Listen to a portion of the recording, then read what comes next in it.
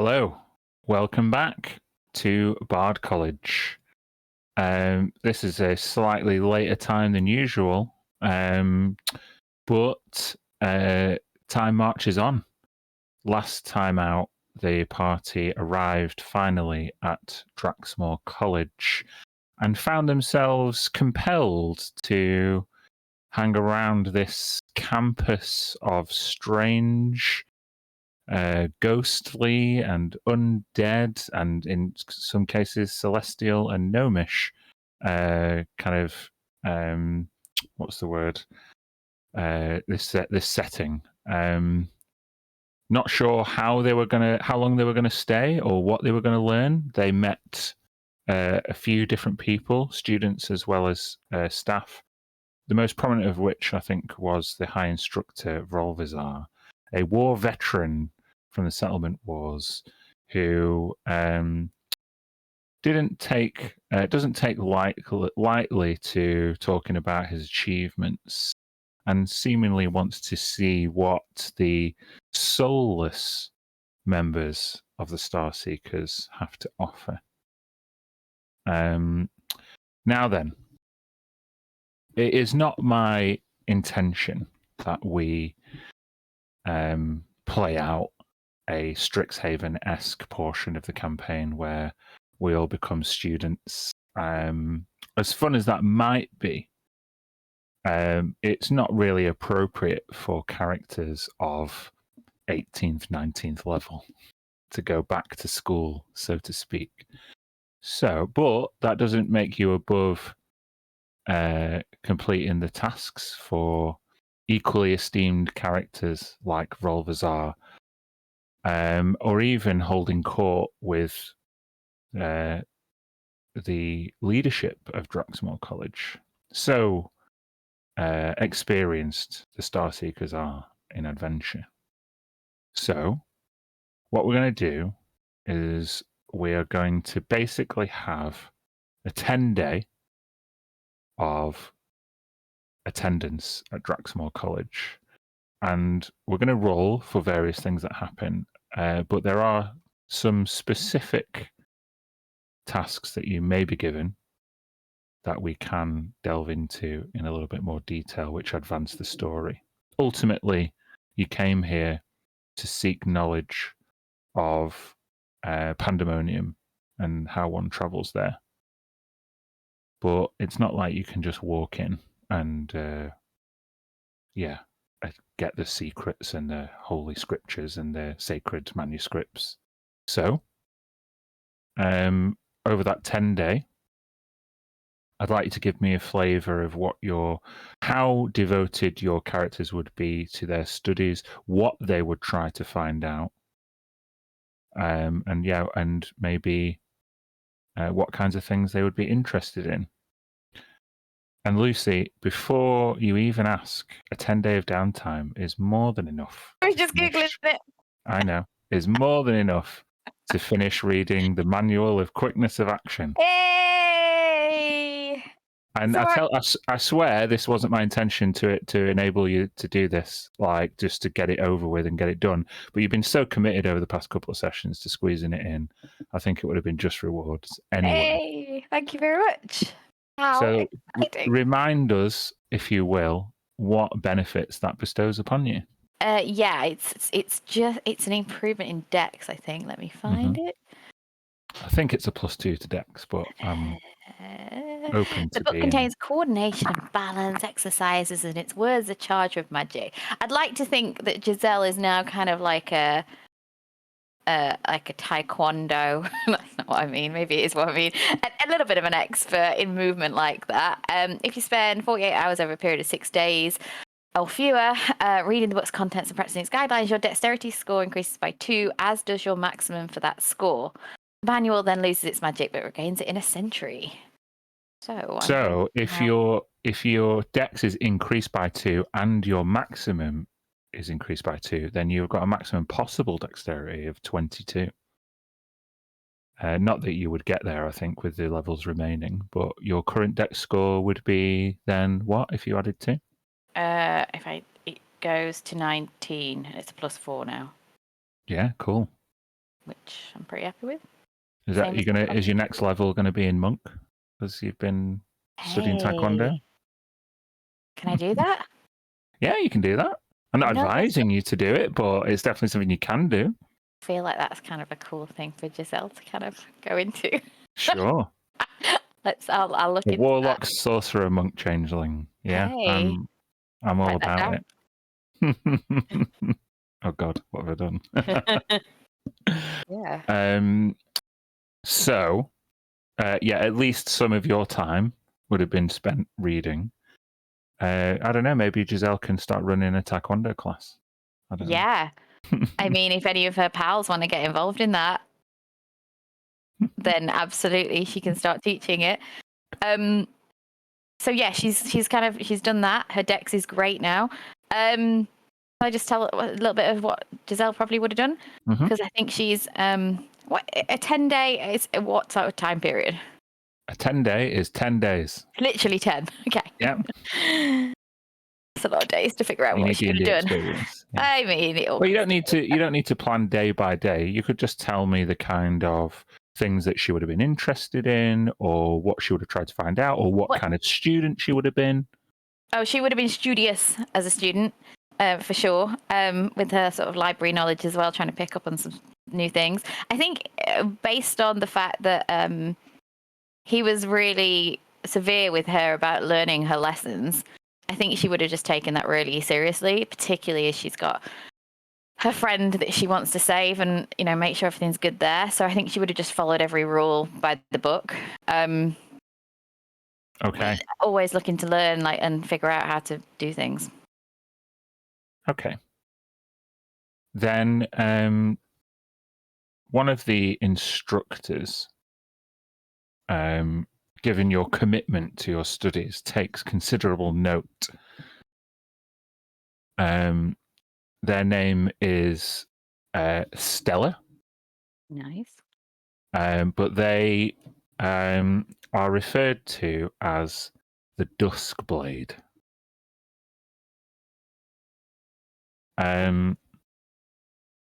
She is an ancient-looking woman with darker skin, a petite build, and kind of like owl-esque armor.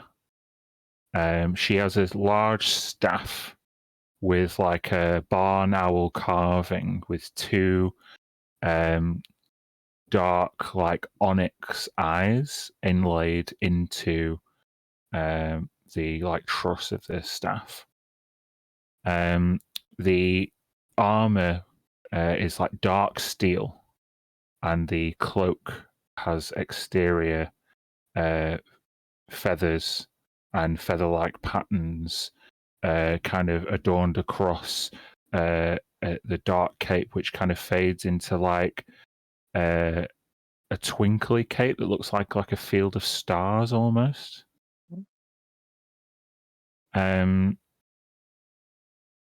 She well, let's see. She takes she takes notice of your efforts, but how successful have those efforts been? I want you to choose a skill check to do and justify how that demonstrates Giselle's willingness and commitment to her studies.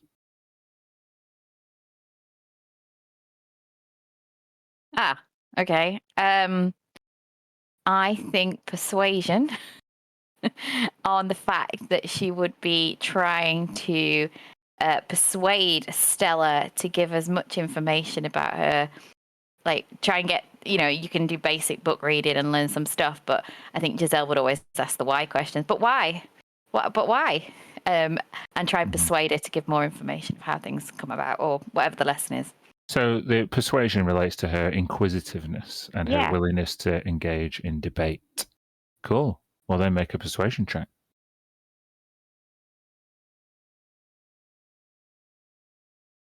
27? 27? That's pretty good. So you you get to know Stella over a few days of study. And you get to the point where after a few classes, she kind of relents and relaxes in her approach to you. She can see that you are a serious student and not like a level 1 adventurer that's just turned up asking questions. You have keen insight. You've been to the plane of fire. You've been to the Feywild. You've been through your fair shares of trials and tribulations. And so has Stella Fortnight.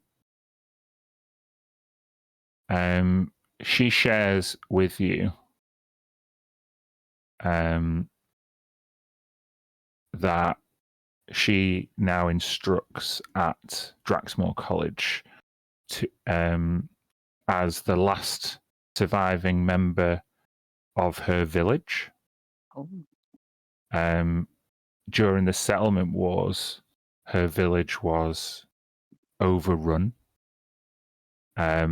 by bandits, opportunists seeking to carve out a fortune for themselves amidst the melee and fracas of war.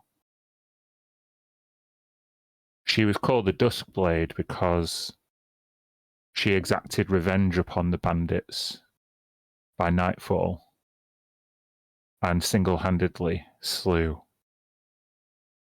an entire faction, an entire cell of Zentarim thieves by night.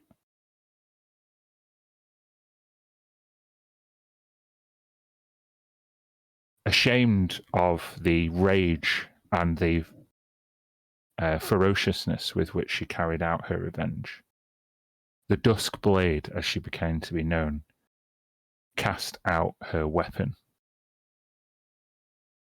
threw it into a lake north of here.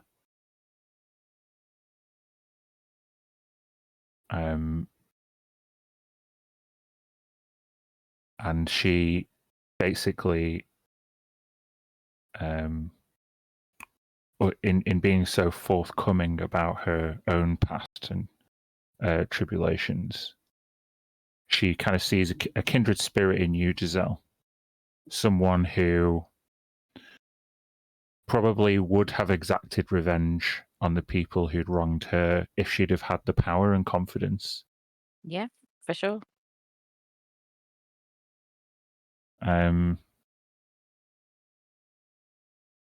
She may yet have an errand for you.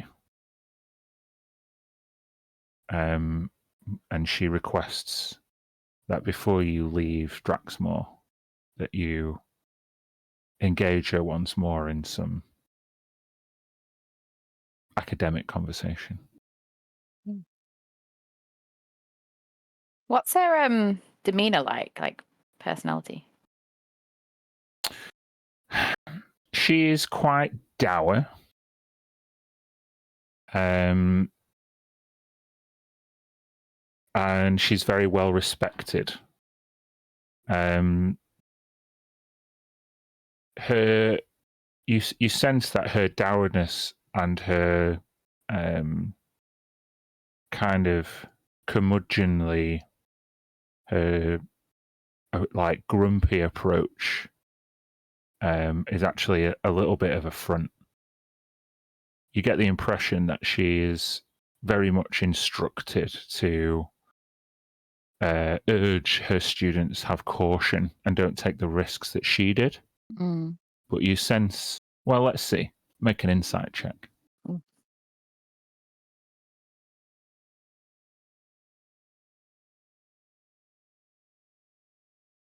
Well, 12. You sense that she is dutiful in that regard, and she does as instructed by Rolbazar. Okay. You see her scold one or two of the students for being dim. But she, whereas there might have been some shock in your initial reaction to her scolding of like, various sophomore students. You kind of fill the silence and shock with your questions of your own. That's kind of how you stand out to her. Okay. Okay. Cool. Who's next? Tell me, Tilly, as the other soulless student, what would Tilly's approach have been? Yeah, I think what Tilly would like to get out of the 10 days is what intrigued her talking to the high instructor and before the mortician as well, is their in-depth knowledge about the passing and the soul itself. She has 6 members of her family trapped in the medallion, and I think she would like to try and figure out a way to communicate with them to some extent, at least to for the purposes of letting them know, maybe finding out if they're okay, if they're suffering, and let them know if that she's working on getting them out, basically, and learning more about that situation. I think is the thing that she'd probably want the most out of this.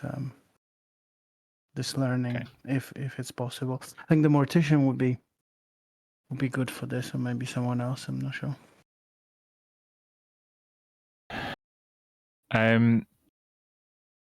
Raykar, as you attend Raykar's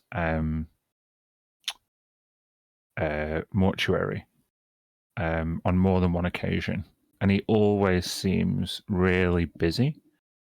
He has a long list of components to try and build up. We're talking, he's always bottling things and dealing with clipping fingers and toenails and eyelashes and all of these other spell components. Yeah. And you get the feeling that he obviously does have a lot of knowledge, but he doesn't have a lot of time to ruminate on things anymore. He likes to keep himself busy, but there are 2 things you can do. You can either assist him with his manual work in order to maintain a closer bond, or he often tells you to go and bother Audric. Audric de la Ruche. Whoa. Nice. Well, I mean, with that kind of name, how can I say no? Although Tilly obviously is skilled in alchemical things, and she would probably help anyway whenever she has time, just for the fun and practice of it. She'd be happy to search out. Do me a skill check then to see how helpful your offers of assistance. I mean, it can be a tool check. It can be a. Oh yeah, okay. It's a low roll. It is. But rather than assist him directly with that kind of skill level that you've shown, he will happily send you on an errand. He tells you that by nightfall, on a specific day when the moon is not visible, the darkest night, he says that on the outer reaches of the Draxmore grounds, you may be able to attend the Nightmare Market. Yeah. He gives you a list of things to acquire from the Nightmare Market that he needs. Yeah, absolutely. Sounds sounds like an exact place where Tilly would want to be. Like, I can imagine her spending she's spending the way too much time browsing every little ingredient, finding out about all this stuff, especially anything related to nature or mushrooms, dare I say. Okay. I will tell you what he wants from you.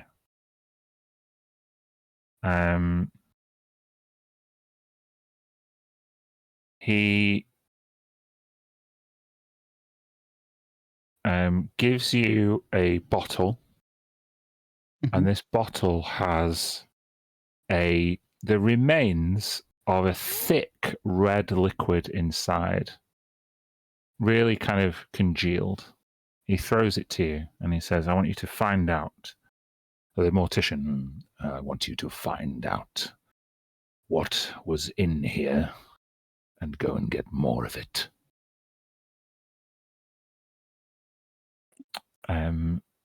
He also says, in order to complete a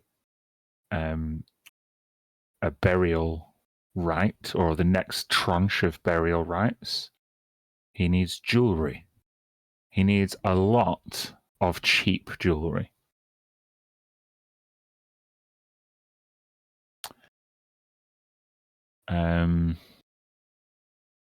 He also says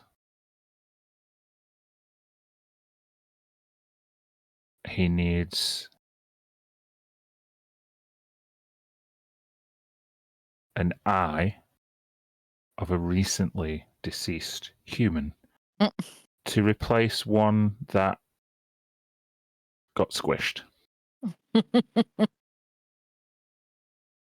Please tell me you asked why. Oh, how even? How it got squished? Yeah. I think she'd be too scared that she'll offend by this question, so probably not. Fair enough. Mm-hmm. Okay. So,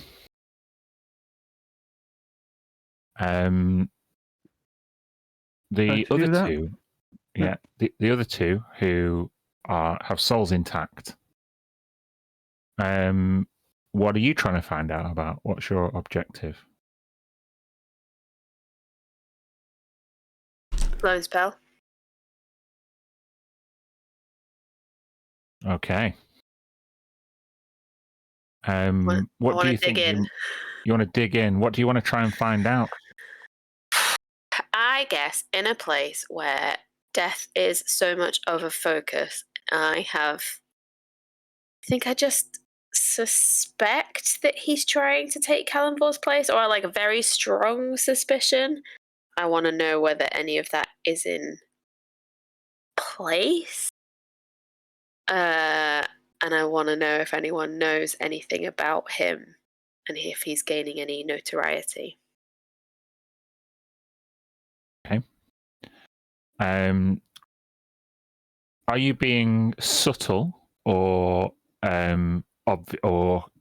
forceful about these investigations?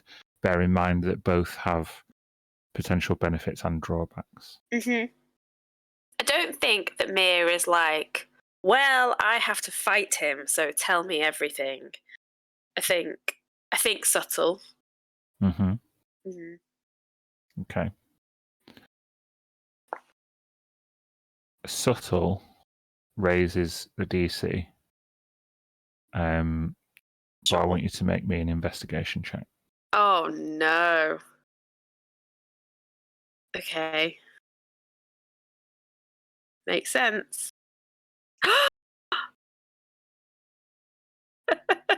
They always come up when I've got so much behind closed doors. They always tell come me up. everything. I will tell you exactly what you've been able to find out after you have conducted your investigation. I will say you Can you hear him? Yep. Yeah. Sarah has been very selfish and decided to go to the bathroom and shut the door behind her, and he doesn't accept that. So he's singing the song of his people.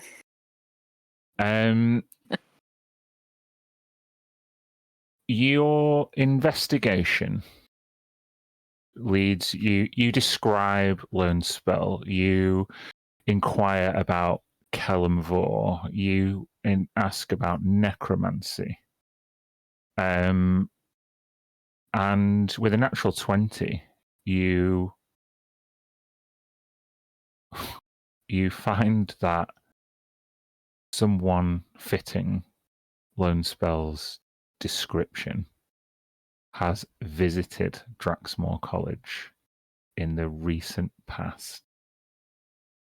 And he had a meeting with a specific member of staff, and a Thalorian elf. Excuse me. A Thalorian elf called Theron Silveranth. Can I have that name? Thank you. Or Sylvanrath, sorry. Mm. In fact, I like Silveranth better. Mm-hmm. Oh, that's Lord Theron. Sure. What's his role at the college? He is the treasurer of the college. Okay. All right. You make an appointment with Lord Silveranth. That is, the status remains as pending. The administrative assistant responsible for booking Lord Theron's calendar is quite, what can I say, evasive. So we will come to that resumption later, if you're able to speak with him. All right. But yeah, Learnspell's been here as far as you know. Yikes. How soon? How recently? Within the past 3 months. Ooh. Okay. Okay.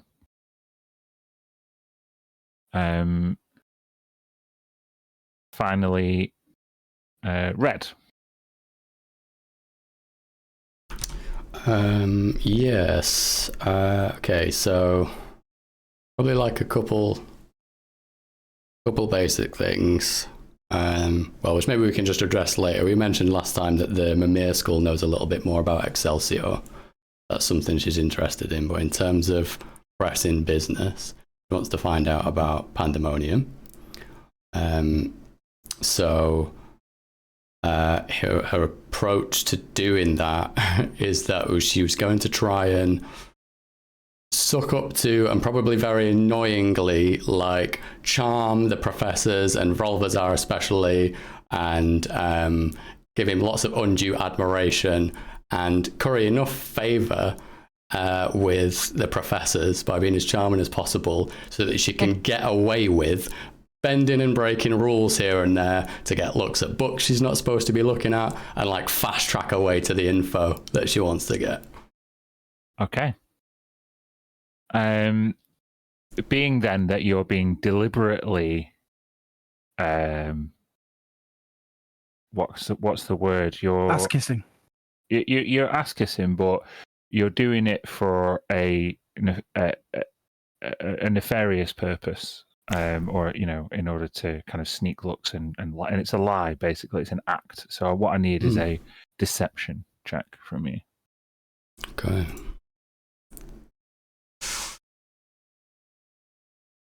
$25. Okay. I need to make an opposed roll. Bear with me. The only person that's genuine with is Volvazar. She really likes him. But she'd be just as annoying, if not more, to him. Mm-hmm. Ah. Okay. Volvazar is he entertains your praise and your effusiveness, not for very long. This is a somewhat hermited war veteran who turned his back on the adulation of his hobgoblin people a long time ago. Will you stop it? He's literally wailing. What's up with you? We can hear. Yeah. Come on. Yeah. He, with a wry smile, one morning, is much more open to working with you. Whereas maybe 4 or 5 mornings in a row, you've been like rapping on his door. On the 6th morning, you find the door already open. And it's like he has a prepared speech for you. It's as if suddenly he's picking up what you're putting down. And he smiles at you. You've never seen him smile before.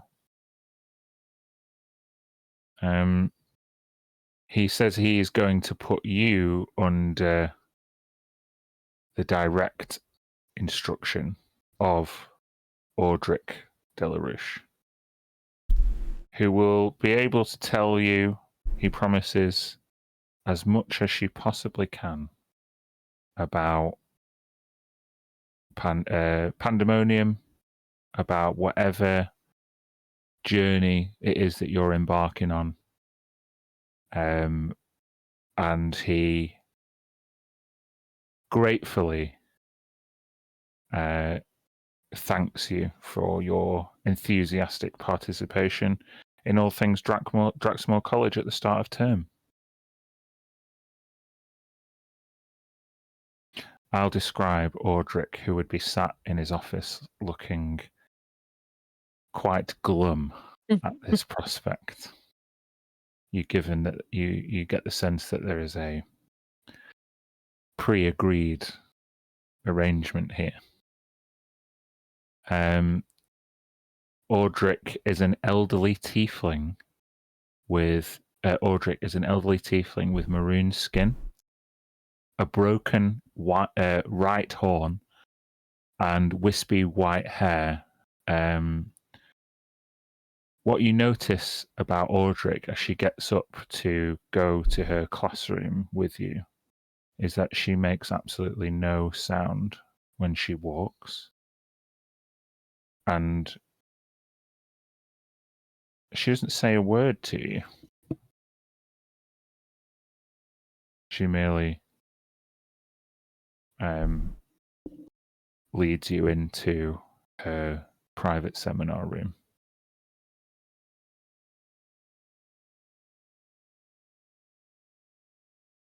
Redwood's just the entire way there, she's like awkwardly and cannot stop herself from trying to fill the void of silence with whatever she can. And then, follow along and play along. I'd like you to make either an Arcana or Insight check as you spend a bit more time with this person. 17 Arcana. 17 Arcana.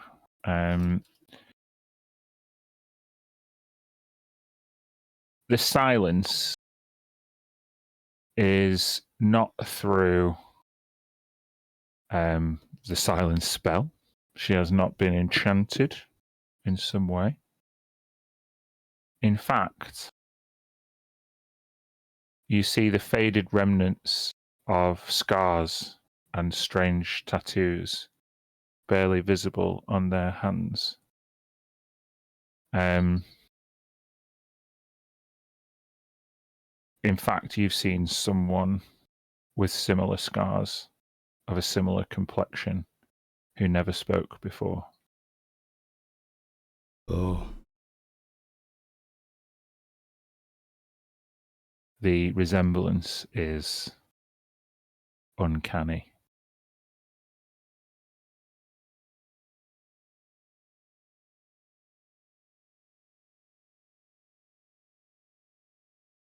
Ooh.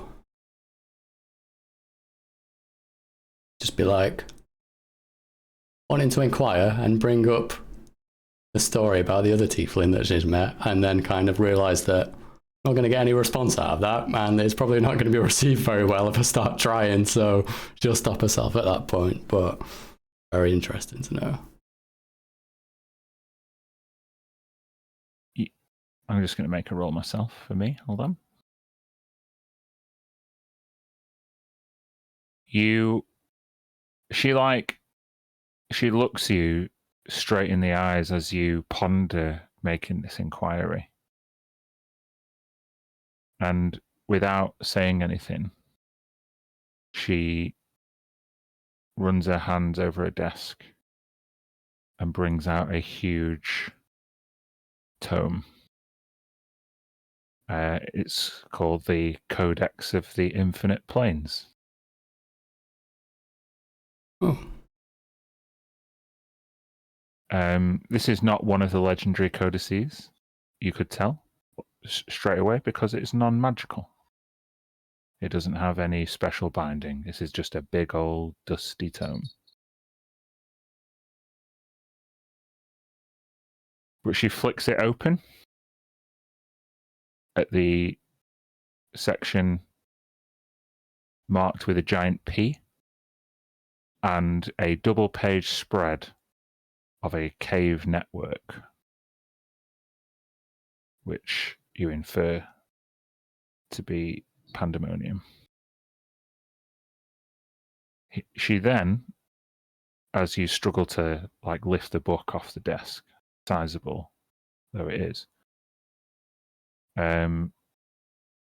gives you a potion, a small vial, and the vial contains partially translucent, clear purple liquid. It has a stopper, a cork in the top, and a tag tied around the top with some writing on it that says "Before sleep."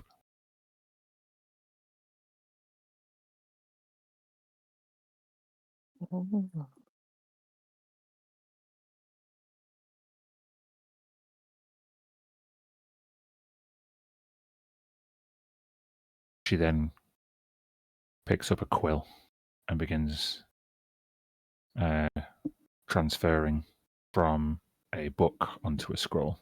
You can tell with that previous Arcana check that she is just writing up some spell scrolls. Mm.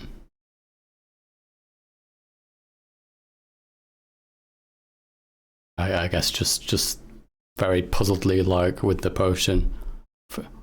For me? Tonight? Later? If I'm there? If I'm here? I'm going to drink this thing? She nods in the affirmative.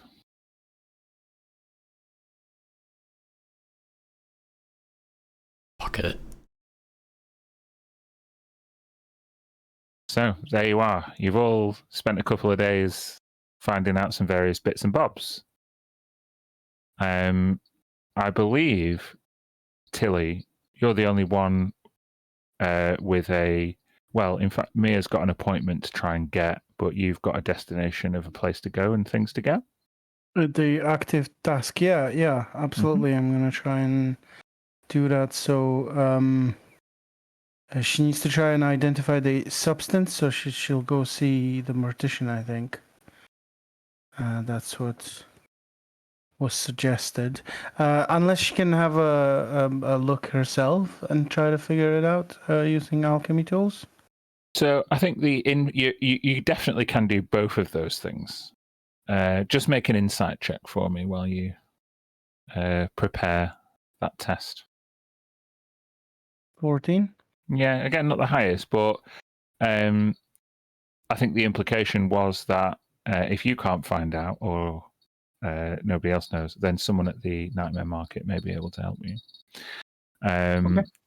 But you're a skilled alchemist, maybe more skilled than the mortician gives you credit for. So Yeah, the previous attempts were probably rushed.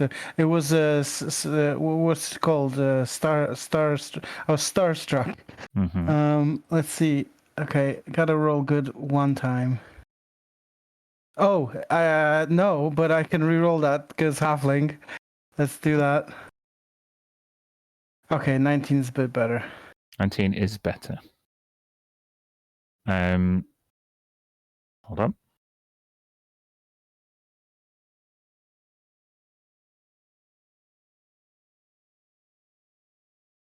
Just trying to balance a cat on my leg.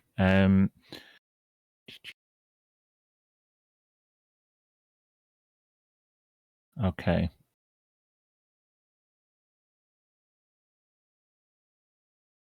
Where's it gone? Sorry, my notes are a bit sporadic.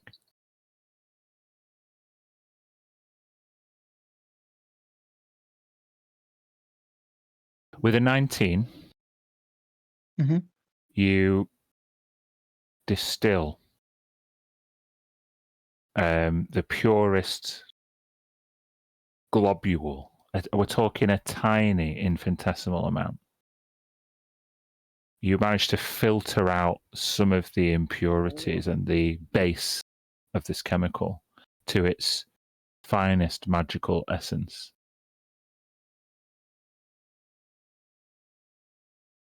As you produce this partially shining red-orange liquid, you smell it and you are immediately transported back to Jadewater. Whoa. It's like when you smell it, you're there. There's this surge of familiarity. You don't know what this liquid does, but its magical properties certainly have the power to evoke the past. Right. And you need more of it. Okay. Yeah. Okay. Well, that's good piece of information. It should be able to hopefully identify that on the market. So off she goes. Does she? Can she ask someone to come with her? I think. I would say going to a place called the Nightmare Market. Tilly would probably want some company. Yeah. I think she'd say where she's going, and it's an open invitation if anyone wants to. But I think at least she would ask Giselle, because in the past she was helping her buy stuff, and she's very bad at that. So at least on the not Tilly's strong point. on the purchasing side of things, for sure. Though one of the things you need to buy is bunch of cheap jewelry, which all I have to do is just try to buy good jewelry, and then I will get what I need by the fact that I'm so bad at it. If you need someone to pay over the odds for some useless shit, it's silly. So yeah, I'll open an invitation because yeah, sure, it could be all of us if you want. Is everybody up for going? Yep. Yeah. Sure. All right, go on, you. Right. So you one night during this 10-day, you all take up this quest to go to the Nightmare Market. Now, it's not a place I expect combat encounters, but there is a gridded map that will give you a flavor of the place. Nice. Let me just read the box text for you of this place. The temperature plunges as you well, let's say you find yourself within the Draxmoor grounds, and you're amidst lots of ruins. This place was definitely seen better days when it was a hobgoblin kind of fortress, and the hobgoblin village and other buildings surrounding the main Draxmoor College have been completely decimated. But yeah, you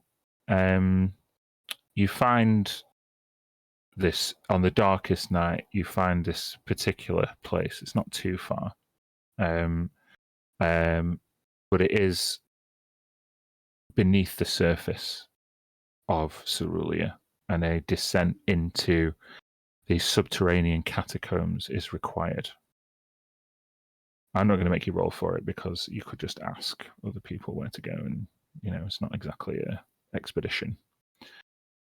But the temperature plunges as you descend the broad stairway, your breath misting before you. You can hear the echo of softly spoken words ahead, blending together into a murmuring tide. You reach the base of the stairs and see a vaulted ceiling of the chamber ahead rise above your head. Caged will-o'-wisps hang from the ceiling, illuminating the market with a steady blue light. The market's centrally suspended gibbets, which cast a darker mood as the live and dead bodies within them moan and decay, also hang in that space. The dead have dominion. Animated corpses shuffle between the market stalls, eyes lit by a dull balefire. Ghosts and spectres glide among and through the other customers, filling the air with their quiet aching. The merchants are as dead as the clientele, from the translucent bookseller to the pair of ghouls standing protective over their butcher stall and its overtly humanoid wares. As you enter, a skeleton, garbed in long, outdated armor, greets you by stepping forward. You note with some bemusement that the skeleton itself is yellowed, but the armor and tabard look newly repaired and cleaned. It grins at you, for it cannot do otherwise, and hands each of you a slip of paper. At the top of the page, stamped in an ancient Gothic print, are the words, "Conditions of entry, living."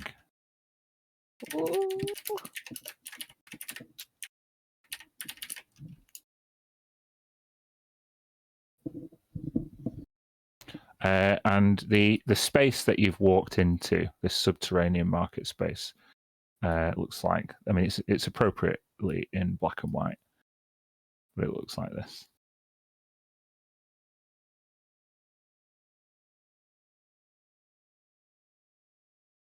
Very cool. So the conditions of entry. There's 3 rules. Number 1, unlife, like life, is sacrosanct. I.e., no turning undead here. No fucking them up. Number 2, do not steal. And number 3, the living cannot be touched.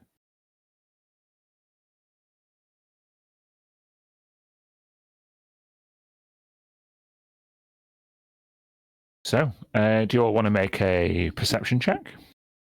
Or is there something, you've given you some atmosphere, but yeah, you can make a perception check if you want. See what else you see. Yeah.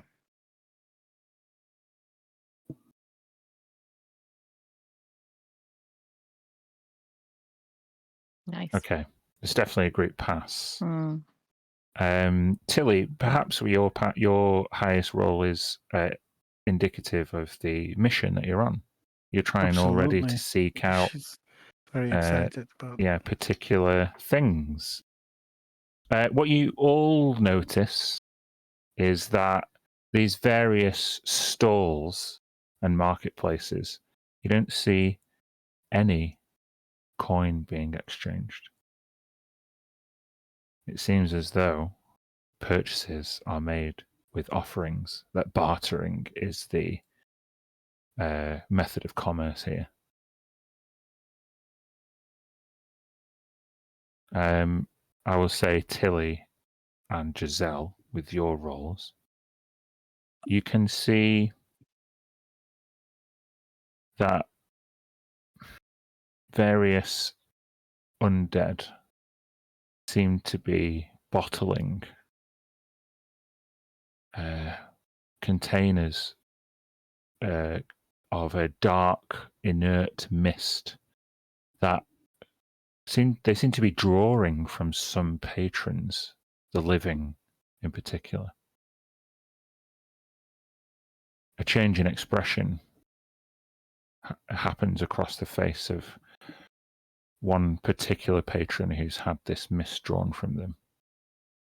And with a change in demeanor, they pick up what they were looking for and walk away satisfied.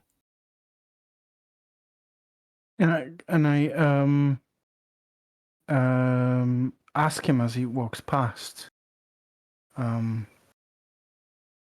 Excuse me. Can I ask you, what did you just pay for that?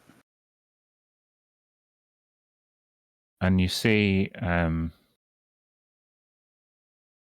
they kind of look down at you, this human. They look as though they've travelled a long way, but they clutch a small framed portrait in their arms tightly. I paid what it was worth to me.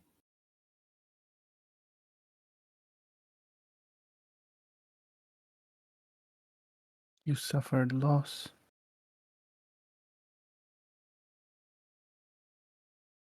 Yes. But in ridding myself of grief, all it cost me was joy. And he looks down at the portrait. He can't summon a smile.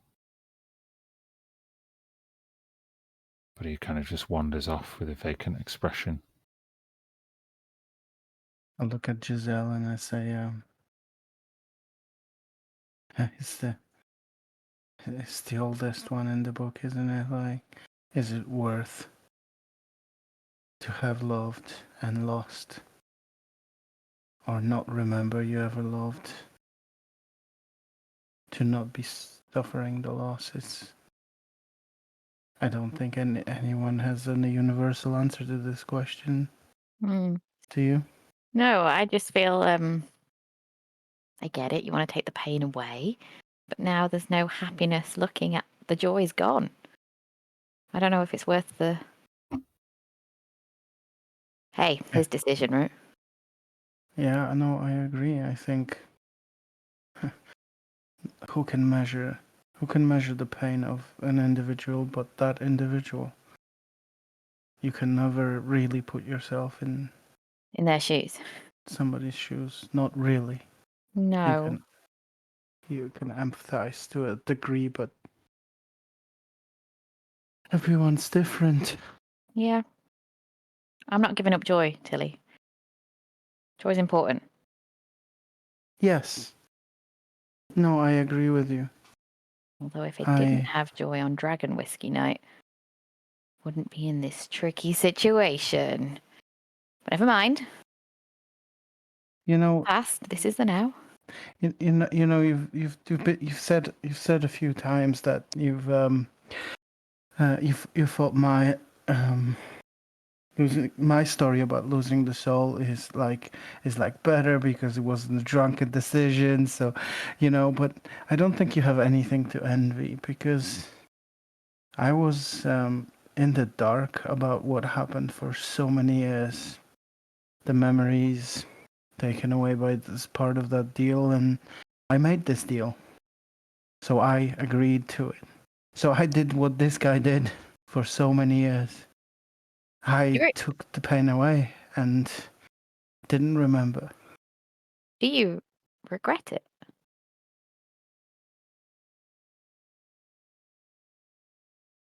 Yes, I think so. I don't regret doing the deal. I just regret that I've agreed to not remember. Maybe I didn't have a choice. That part is still a bit vague. Not everything has come back to me, but look, um 6 people from my family, my parents, my younger sister, my brothers, twins, and my grandma. They're all in here, and I don't know what's been happening to them. I don't know if they suffer, if they remember, if they know the passage of time. I don't know. And I just need to know. I just need to let them know I haven't forgotten, or that I did, but I remember again, and I need to help them, Giselle. Mm. There's no way of contacting. I hope so. It's something I'm trying to find out. This little trip of ours is part of it. If I get the stuff for the mortician that he needs, and maybe he'll help me or point me in the right direction. I think that's a great plan, but I'm here to stop you giving away anything that's going to be important. Okay? That a deal? That is definitely a deal. Though Okay. I don't think I've got what they want anymore. You see. I don't know. Neither They do might you. take your eyesight, your hands. I mean, let's just, all options are open at the moment. As you say that, morbid. a walking corpse missing eyes and hands walks past. See? It could happen. Okay, why can't they just accept gold? I've got so much of it and nothing to do with it. As you guys have this moment of reflection, which was really great. No pressure, Kirsty and John. What are Mir and Red up to in the Nightmare Market? Let's be like, better ask if I'm owed some stored credit. I think I've lost all my joy within 5 minutes of being here. Roll me a d6, John. To say to me, like, is there anything you want? 5. I don't think I want to look after Giselle and Tilly. I think that's what I feel here. I haven't felt this freaked out about a place for a long time. Sure you don't want some vials of eyeballs or creepy old portrait of weird elderly lady with vacant expression? I really thought about it, but I think I'm fine. Anything you need or want? I don't think from this place. Blech. Oh. As you say that, you kind of, both of you look around trying to find an endeavour to embark on, something to do, something to get. Red, you see a familiar looking noble. One that was slain in your encounter in the halls of the Blood King. They look out from behind a market stall in their wedding day best, but somewhat see-through. They don't seem to recognize you, but the memories of that day still burn strong.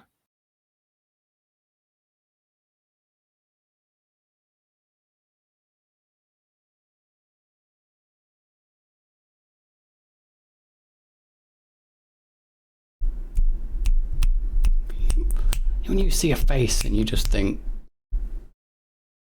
oh, nah. No? Can't quite remember. Mir, if you turn and look, you could make a history check. Sure.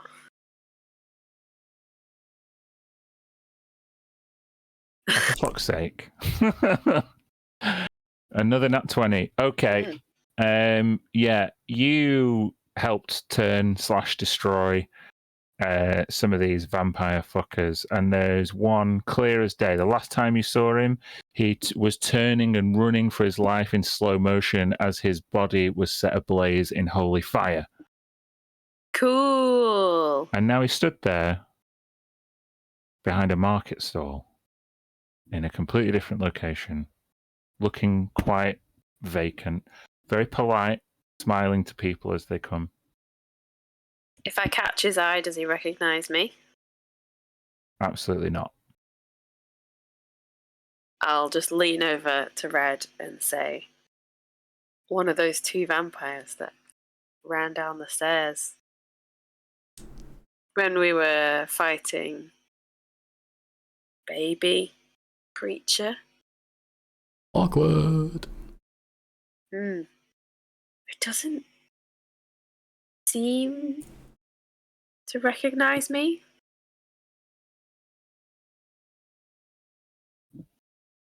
What's he selling? It's not clear. I'll wander over and just kind of listen in to any chatter that's going on. Make a stealth check. Ooh. 14. With a 14, you kind of clank over in your armor, and somebody leaves the front of the market stall at exactly the wrong time, and he greets you with a smile. Good evening. Hello. What might I appraise you of, my lady? I'm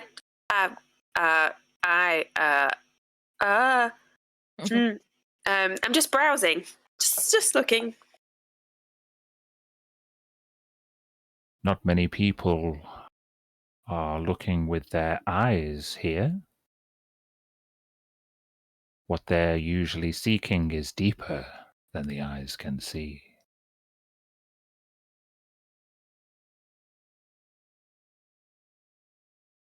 Like? Oh. Visions of the past, visions of the future, feelings just out of reach, or information spoken in whispers and secrets, code. That's too complex for me. I'm quite alright, thank you. You have an interesting past. I can see it. No. I'm just gonna hold on to my stuff a bit tighter. I suddenly feel very aware of myself. Do you say that out loud, or is that No, just the that's what I'm direction? doing. You are aware of the conditions of entry. Living. There is no need to be so guarded here.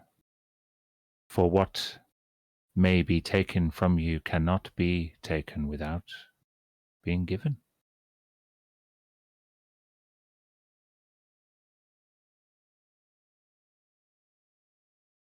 Here with a friend. And just... You are Yeah. fortunate. So jealous am I of the living, for long have I been dead. Do you recognize me? Why would I? You're just very familiar. I'm sure I've met you. I'm sure it was a pleasant exchange. Brief. Very brief. Very fleeting. I remember faces. I've got a memory for faces. Then, if you really wish to reacquaint yourself with our past meeting, I could restore it for you in exchange for something else. I didn't remember hear your that at all, face. sorry. Your microphone's quite far away. Oh, I'm sorry. Mhm. I remember it. It's... Then you visited this market before. No. Maybe you've got a twin out there, you know? And he puts his finger to his mouth. Seems lost in his curiosity for a moment. He doesn't seem so sure of himself.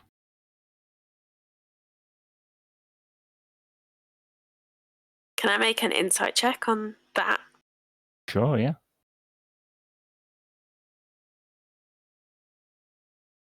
28. 28.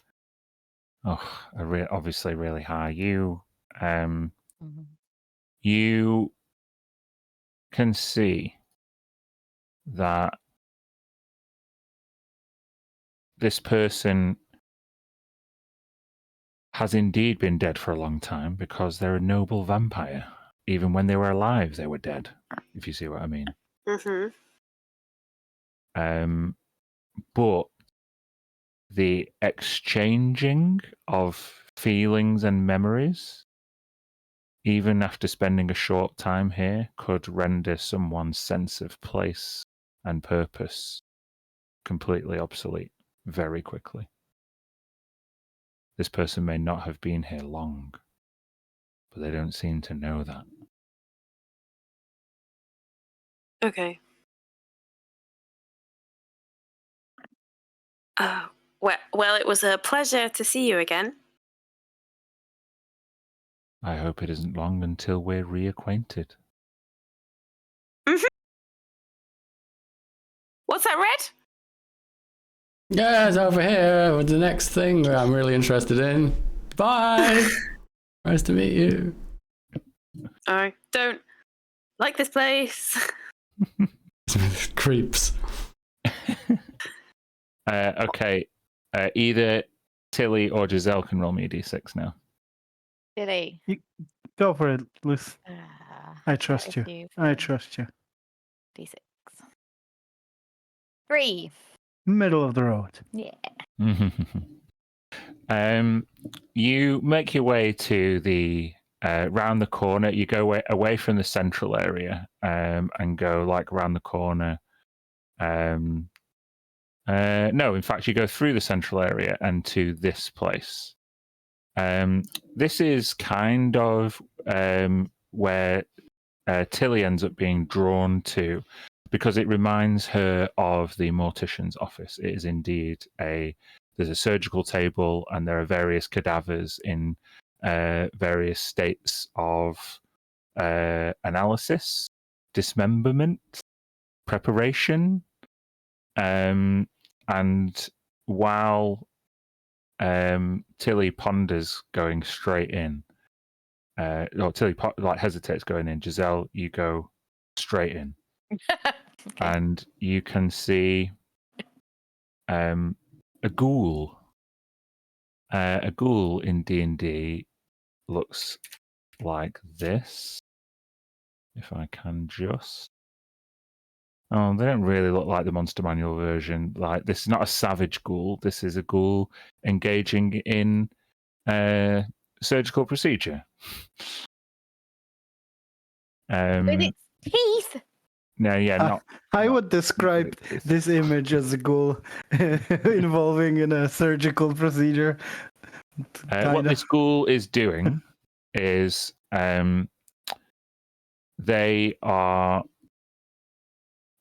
going round like a load of cadavers, and with a pair of like garden shears, they're holding up the hand of each cadaver, chopping off each of the fingers, Nice. and any rings or jewelry that fall off the fingers are being put into a bucket, and then the fingers are being put into a pile.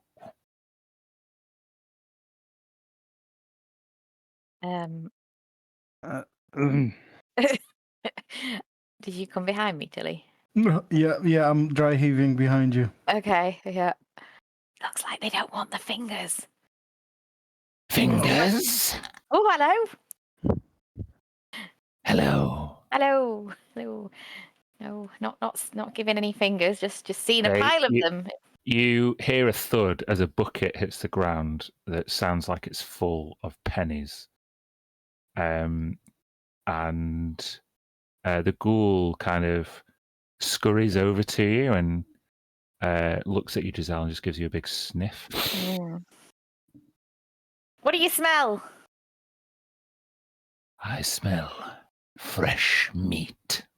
Oh, well, yes. Yes. Hmm. Let me have a look at you. No. Oh, please. No, step back, Mr. Ghoul.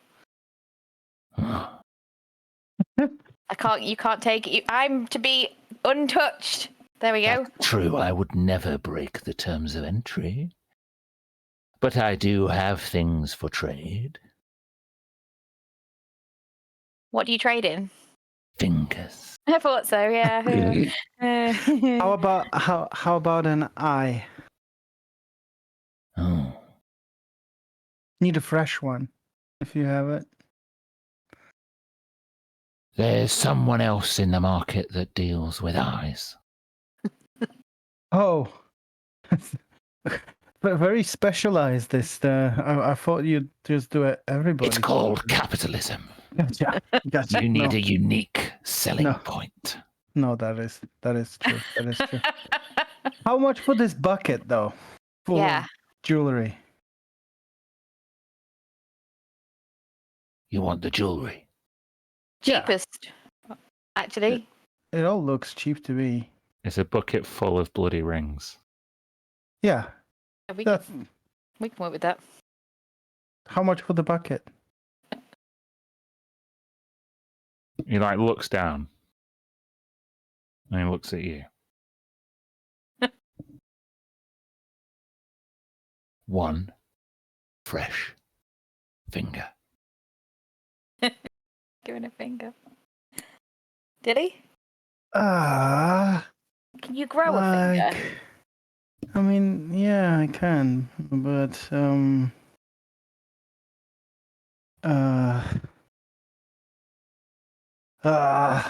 did not want to be coming here cutting my. You said you're gonna stop me from doing shit like this, and now you're just egging me on. What the hell, Giselle? Oh no, don't give a finger away. I just wondered if you could like test tube grow a finger. I can just use my magic and regenerate my finger. That's not a problem. Yeah, but that's giving a finger away to create. I just wondered if there was any if there's any no chemicals together it creates finger. I don't know. No, I don't think so. So you have to chop it off to regrow it. Maybe yeah. I know. Maybe we could make a placard with a sign for the living around this place, and we go tromping around and going like, anybody up for giving away a finger? And then we'll grow it back. Woo! Any living? And then it's there giving Wait, it. what's the unique selling point here? Because I don't We give them get some it. Like gold. we give the people some gold. Yeah, the living that are around this market, we get them to do it if they want to. The depressed living ones that have given the Don't joy. come here for gold. They're seeking things much more precious than Yeah. gold. That is true. That is true. Well, Giselle, I need to get Can't give them happiness. I need to get these things. I've got a weird potion to find and a bunch of cheap jewelry, and I guess you could call it cheap if it's just one finger, right? Wait. Don't yet do anything. There's got to be other ways. Sure. It didn't seem like you had any interest in the jewelry, so I guess it's not like somebody's gonna buy it, and we can come back. Well, my friend's advising caution, Mr. Ghoul. What's your name? Sorry, because it seems really rude calling you Mr. Ghoul. That's like calling, her Mrs. Changeling. I'll take it, but not in front of certain people because Yeah. not True. okay. So he kind of looks for a minute as if no one usually asks him his name ever. Cool. And he kind of like thinks back. It's almost like he's forgotten it. Oh, that is sad. Did you have a name before you were less alive? What I used to be doesn't matter. Do you want Hey. to be? I think you should have a name. I think you should. How about Mr. Fingers? We can definitely give you a name. Would you like to be called Mr. Fingers? I mean, I can see where you got the inspiration from.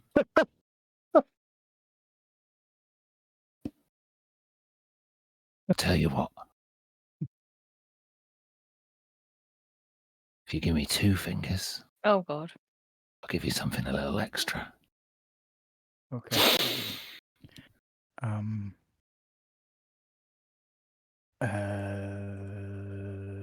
Now, unless you want to make a deal, I have work to do. And he picks up another finger, this from a cold, dead cadaver. Snip. Snip.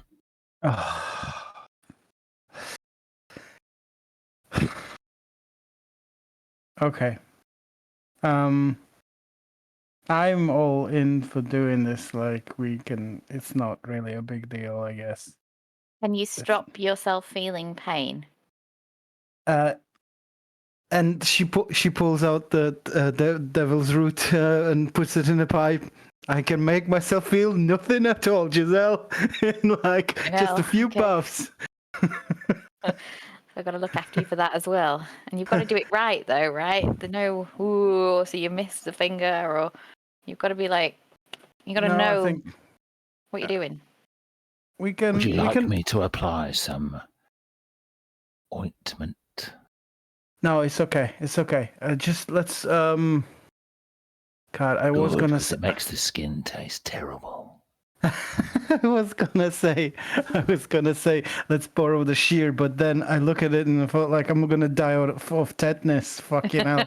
So Make an Arcana check. yeah, that's gonna be good. 15.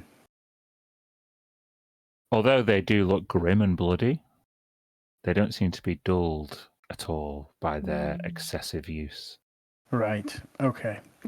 Can I borrow these, please? Are you going to do it yourself? Yeah.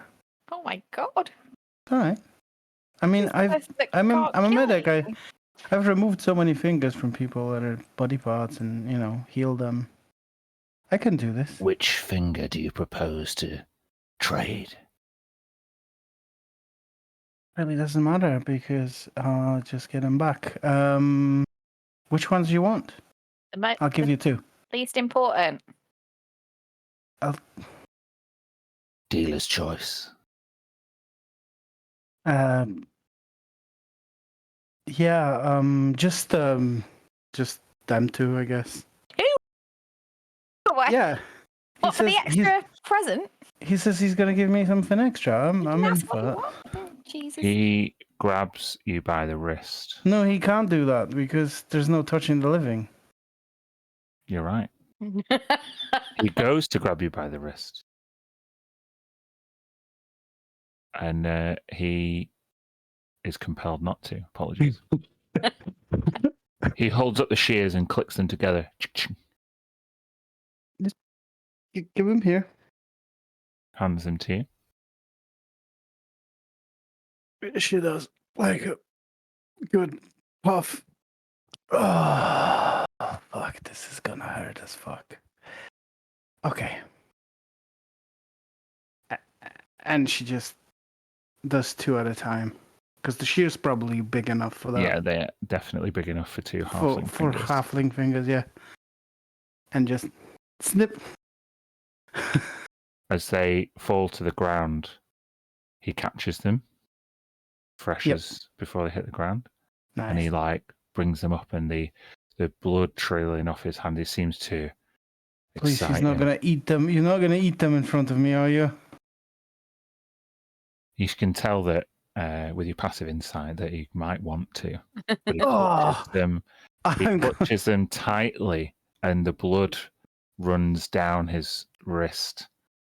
I'm gonna turn around, my back to him.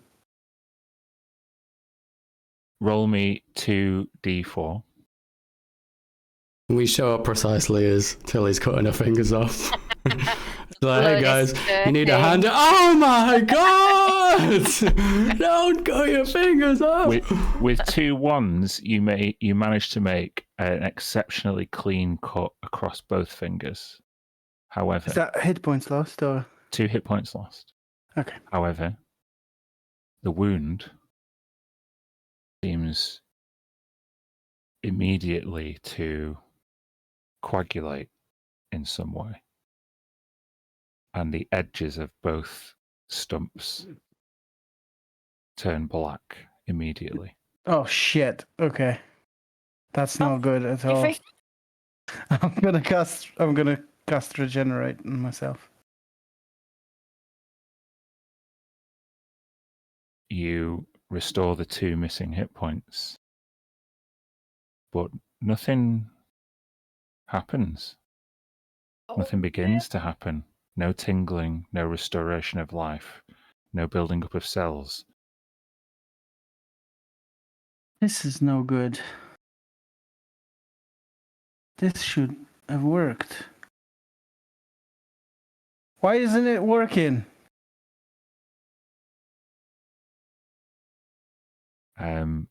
He smiles, picks up the bucket, and places it at your feet. A deal's a deal.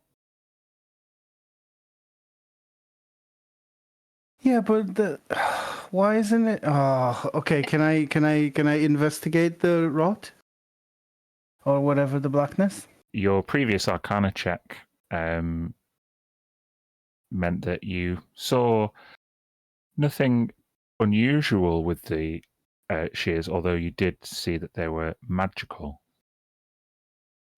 If you would like to make I'll give you a nature check or Arcana check? What do you think? A medicine? No. Medicine? Yeah, you could do medicine. Oh, fucking hell. No good.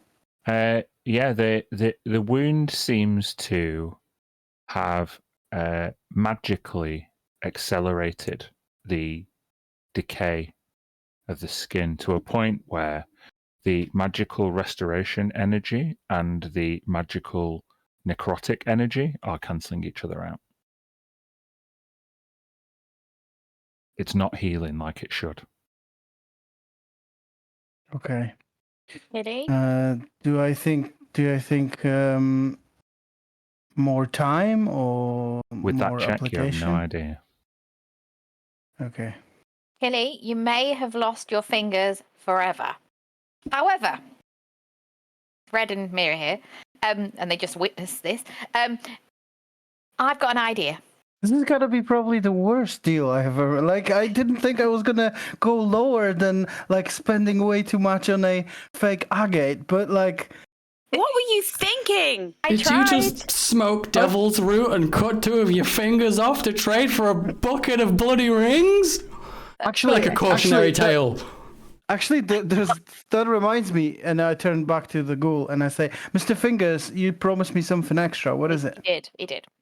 You gave your fingers to a man called Mr. Fingers. We renamed him. He wasn't called that before, but Okay. You'll find something special in that bucket if you look hard enough. Do you want me to look with my hands? And my Still ha- fingers. I still have hands. All right. But Tilly, I have an idea. Maybe we go back to, you know, where those clockwork animals came from? Maybe we could get you clockwork fingers. I like that. Yeah. Bionic, Tilly. Okay. Good idea. Mir, do you think it's gonna? Okay, I'm a little worried about the black spots on them. So, like, can you have a look for me? Is it if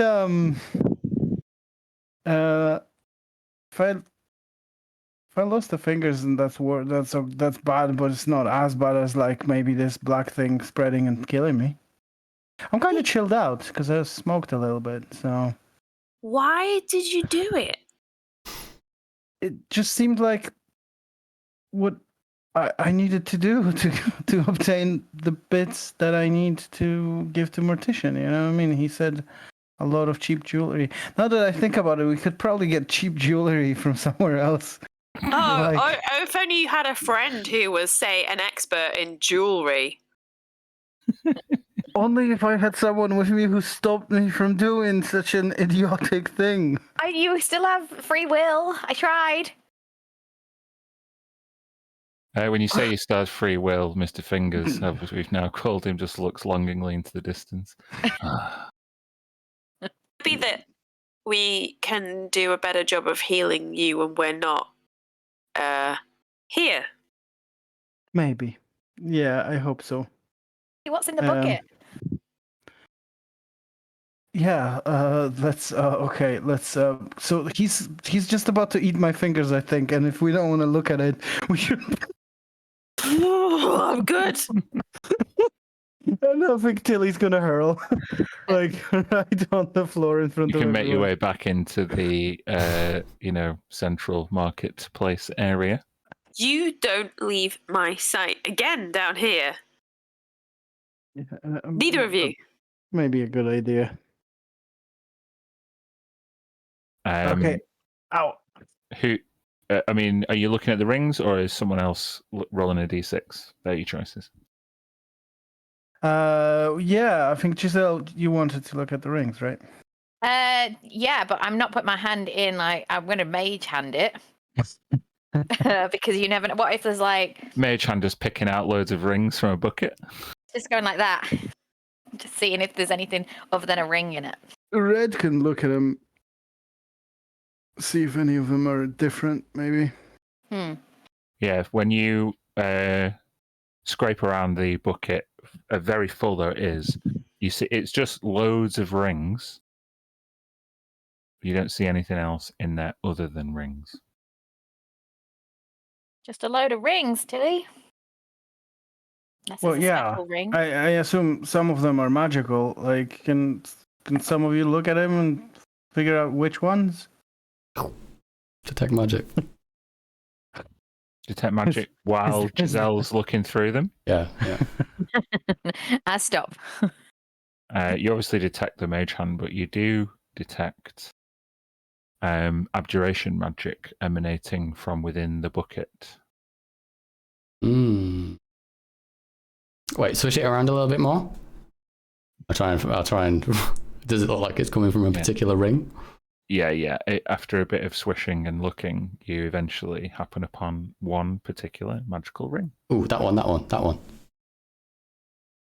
Nice. Give it here. Okay, give me 10 minutes. And don't go anywhere. Don't make any more deals. Sell any toes or anything.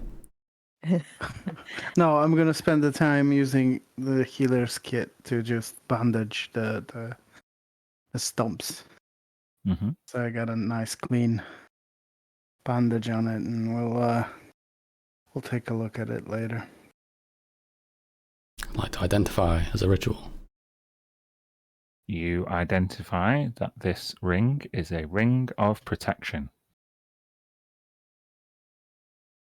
Not too shabby, not too shabby. Hey, Tilly, why don't you... Oh, wait a minute. You can't. You're selling your fingers off. I'll toss it over to Giselle. Still have 8 others. Wait, I don't. I feel like I probably deserve this one. Tilly, give me your finger, and I'm gonna pop it on your finger. What? You mean cut another one? No, I'm Oh, gonna give you the ring. I just got given it from Red. I'm putting it on your third finger, close to where the bandage is. okay. The last remaining of that hand. I should say I learned from my mistakes, but it's probably not gonna. The ring is Oh. I'm gonna say reminder, but the stumps are the reminder for you. Hey, Pretty big reminder. I'm sure we'll figure this out. This place is weird. What's a ring of protection do? Red? Adds. Oh, go on if you want, John. It grows fingers back. Does it? No! Literally what it does. Makes you less impervious to physical damage. No. Oh, so Tilly definitely needs it. It adds +1 to your AC and all saving throws. Yeah, it's pretty good. Though Is it attunement? it is attunement, yeah. Mm. Wait. Yeah, it is attunement, yep. Mm-hmm. So, anything else to accomplish here? Anyone else want to roll a d6? God damn it. I need two more things. I need an eye merchant. Someone Which there dealing is. with Oh, don't pluck your eye out, Tilly, now. Give me that. Where's No, that no. pipe? you wanna partake? Sure. Yeah, sure. Somebody gonna roll? There it is. Yeah, sure. I'll snatch it and put it in my pack. Oh. No more drugs. No more Get that back drugs when you in figure this out how to grow your fingers back. session. Sure. Oh God. So, what are the two things you're still after? Well, the potion and the eye. Yeah. So Mhm. be on the lookout for that. Okay. Someone can roll me a d6. I might do it because I haven't done it before. So let's see. Mm-hmm. It's the 1. That's gotta be good. As you wander around, you see beneath one of the gibbets at the heart of the market, so like here, you see a ghostly banshee-like woman crooning a gentle melody. She sings this haunting song gently, and then sits behind this like well-cushioned, almost boudoir-like stall with kind of draped in like satins and silks, and there is a crystal ball placed in the middle of this table that she sits behind.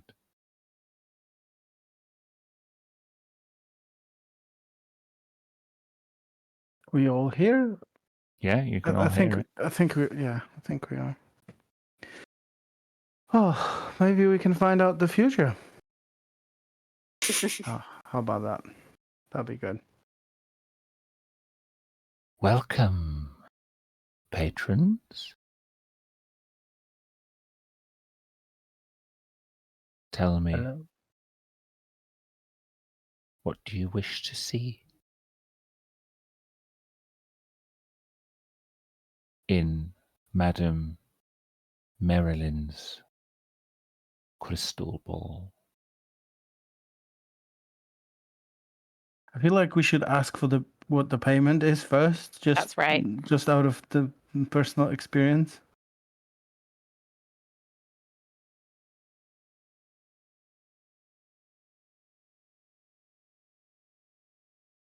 I can grant you a vision of your most closest brush with mortality, your next moment of mortal peril. In exchange, well,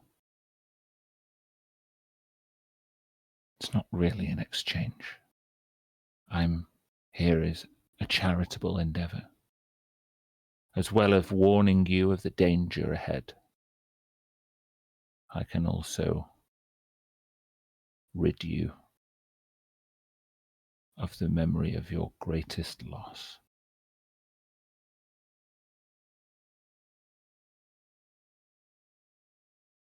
I can relieve you of the burden of uncertainty in exchange for the burden of grief.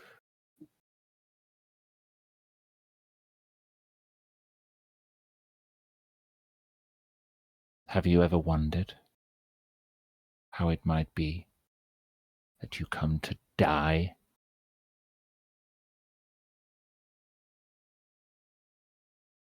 I could show you. And perhaps, if you are cunning, you could avoid it. What's in this for you? I told you, I'm here on a charitable endeavor. Do I believe her?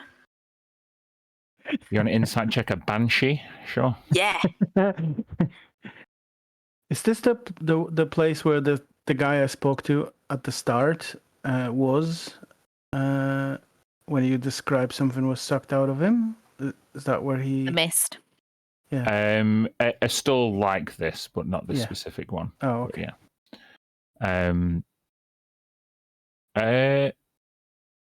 Yeah, with an 18, she seems genuine.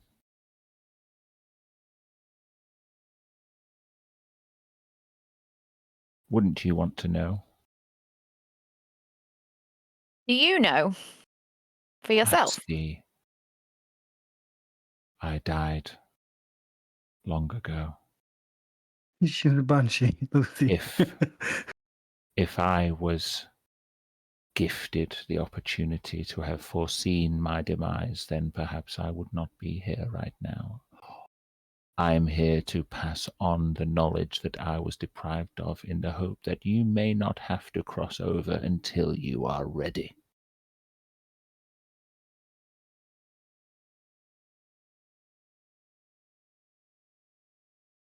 Young lady, I'll take the bait. looking. Oh, okay. Mia, you step forward. Yes, Yeah. dear. I think can this is see. less to it than the fingers, so you should go for it. Right, you give it up. A memory. A memory of. Your greatest loss. Sure, you want to give that up, Mia? Might drive you to do the things that you're doing. You know.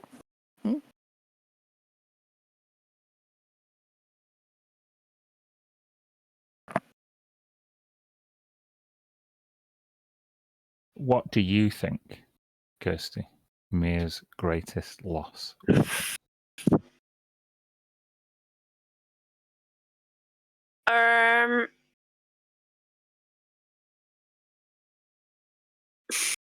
I sort of think that it's been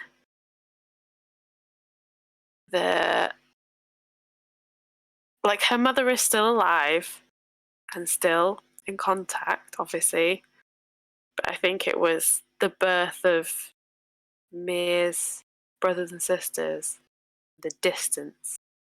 I think she's lost a relationship with her mother it was never her fault. As you begin to ruminate on that loss, you see the cold, distant figure of Zima on the coral throne. You can see a vision of a young Nimiranalo trying to sequester some sympathy, some attention, while Zima busied herself with the concerns of her younger, more pure-blood Marid children. As you stand there, contemplating how really that sense of exclusion and isolation is the thing that pushed you away from the plane of water and here onto the material plane. You feel ready to let go and stand on your own 2 feet.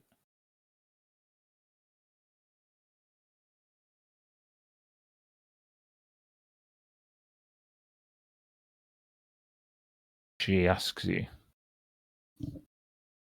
the Banshee, Marilyn. Yes, yes, your heart is tuned into this grief. Our greatest losses are not the material possessions that fall by the wayside on our journey of life, but the broken hearts we remain too far apart to mend.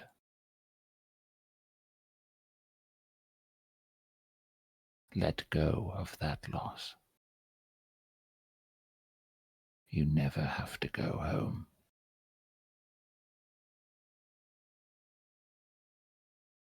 And with that, she flourishes a hand around a crystal ball.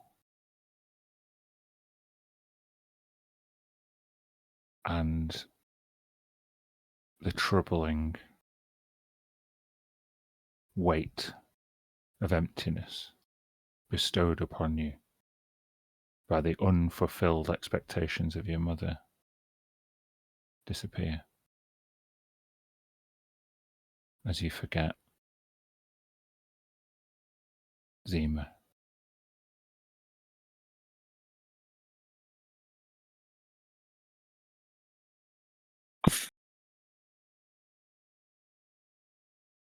You feel an emptiness still, but no longer a longing. Your shoulders straighten out, and you are relieved of any compulsion to go back ever. Okay. And in the crystal ball, you see yourself again, hardened, free of the bonds of vulnerability, facing down a lich, one-on-one, in an almighty battle for Mistress Favor. Now, this is your next closest brush with death. It is death himself staring back at you, conjuring almighty and equal power as the one who wields the scepter of Savras.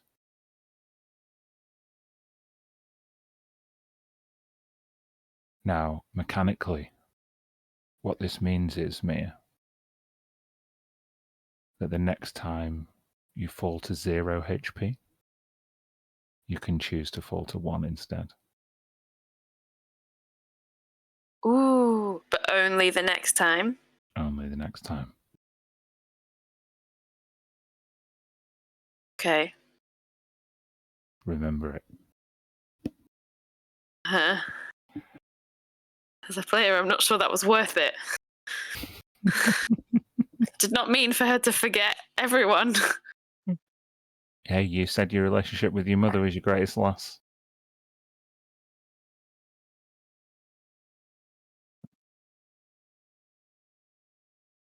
It is only Zima that you forget.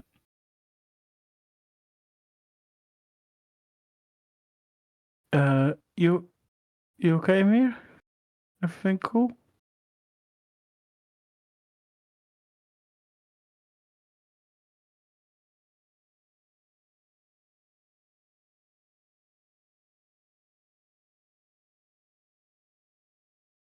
Oh, that was creepy.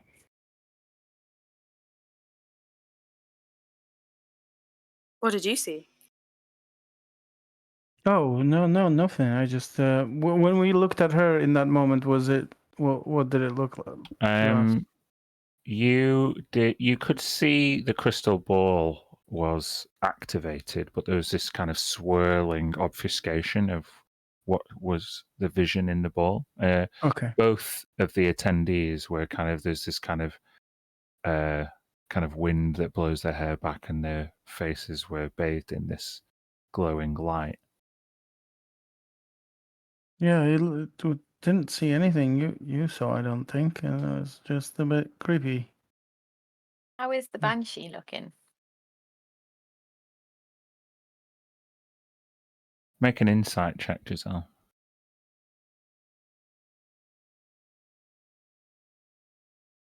Does she look fed? Is what what she's asking for? Well- Oh, damn it! Now, Mia would not recognize this, and I don't think anybody else would either. So this is purely for the players and not the characters. But what you see, this Banshee, she temporarily assumes the high cheekboned visage of the Queen on the coral throne. You can see the likeness kind of swirl and interrupt this Banshee's image. It's only there for a moment. None of the three of us know. No. Have I Just sold this- my mother to a banshee?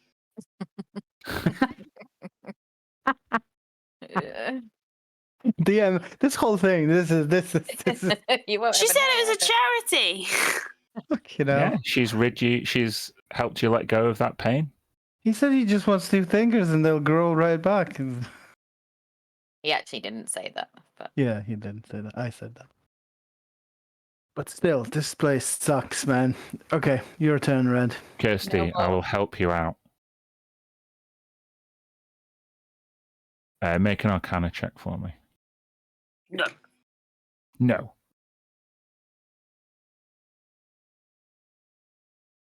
15. With a 15, all I will say is that this Banshee's magic is not quite as powerful as your magic. Oh, sorry. Wrong game, dude. My bad. Have fun, guys. Thank you. That it just freaks me out every time that happens. Do you think people think that they can watch it on the Discord by clicking into it? Yeah, we're not broadcasting it, are we? We're not on Discord anyway. No. Yeah, all I will say with that check, mate, is that your magic at its most powerful may be more powerful than the magic that just took that memory. Okay. Okay? Yes, thanks. So, still got things to do. Yeah, still got ways to go in screwing the players. So This place is horrible. Is this Can from I- a book? yeah, it's gotta be in the horrible book of horribleness. If it is from a book, then you know that this by now is the kind of book that's right up my street, right? Oh yeah, you absolutely would buy a book that's called The Horrible Book of Horribleness. Yep. So the other things, sorry, there was an eyeball and some goo. Eyeball and a potion of some kind that deals that screws with memory or restores memory or some shit. Mm-hmm. So,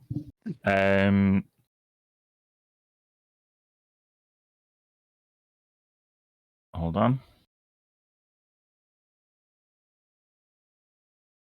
Where's this gone now?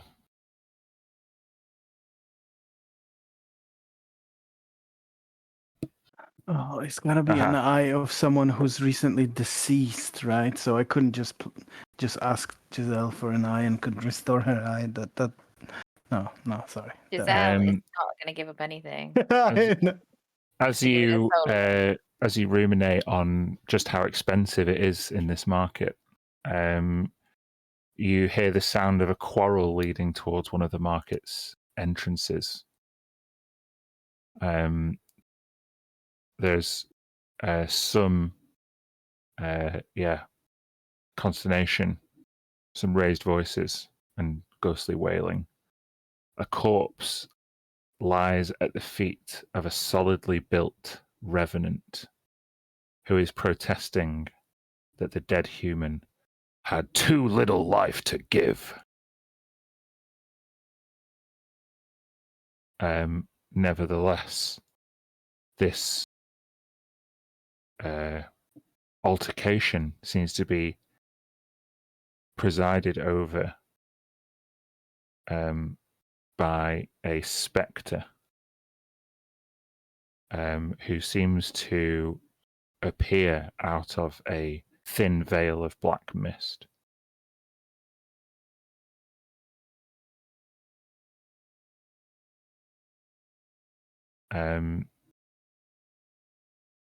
Is anybody going to go and is anybody listening in, or are you keeping your distance, or are you approaching? Those, I guess, are the three options here. Keep your distance, listen in, or approach. I'll approach. Okay. As you approach, you hear the spectre say, "Nevertheless, the price was paid. My revenant friend, you must honor your side of the deal."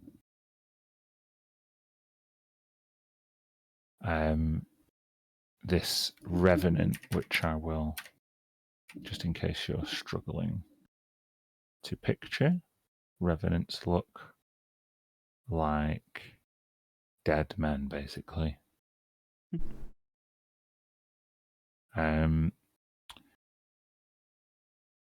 The revenant kind of stands there and picks up a dagger out of his chest, out of his harness, and flourishes it. And he jams it below his eye socket, plucks out the eyeball,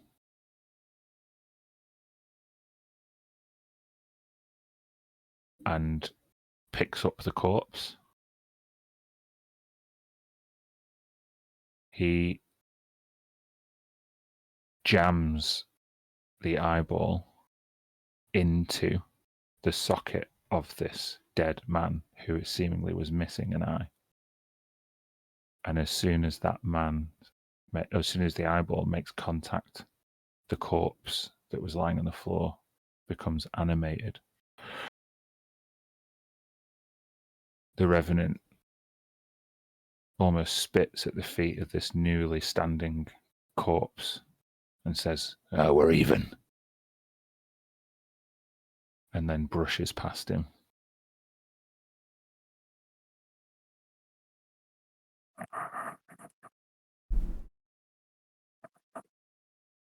This is freaky. You see the corpse like paw at their eye socket as the eye kind of looks around in multiple directions. The coordination isn't there, but the Revenant has brushed past him, knocking the corpse off balance as it kind of drops to its knees in front of you, Red. Most of the people seem to have stepped way back. So the corpse now has the eye of the Revenant in one socket, where it was previously missing an eye, has risen and has presumably what remained his own other eye.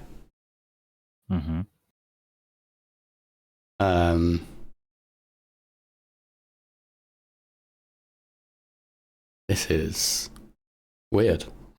I say out loud. The corpse like stumbles around, and kind of clatters into a load of like market stalls.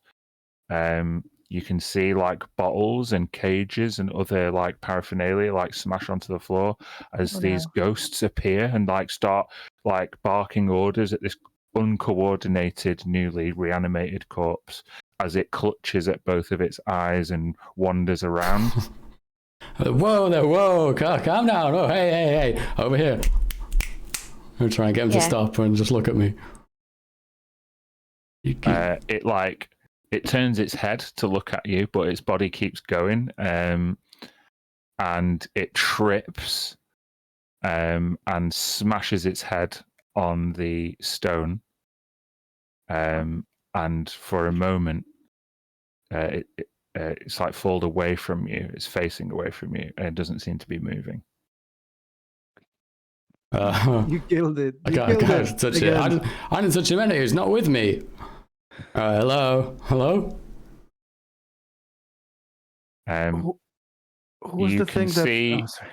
You can see that the corpse is like pats its head and pats its surroundings, and then kind of like does a press up and like gets into a crawling motion and is now like looking for something. Oh, did he lose? Eyeball. He lose the eyeball. We should help him find it. We should help find the eyeball. Yeah. Yeah. Giselle gets on the floor. Yeah, Tilly will help. Try and find it. You can either one of you make a perception check at advantage, or two of you make a perception check. You can go for it. Take advantage. I'll say where you're looking, but remember, no stealing. I'll guide you. Oh.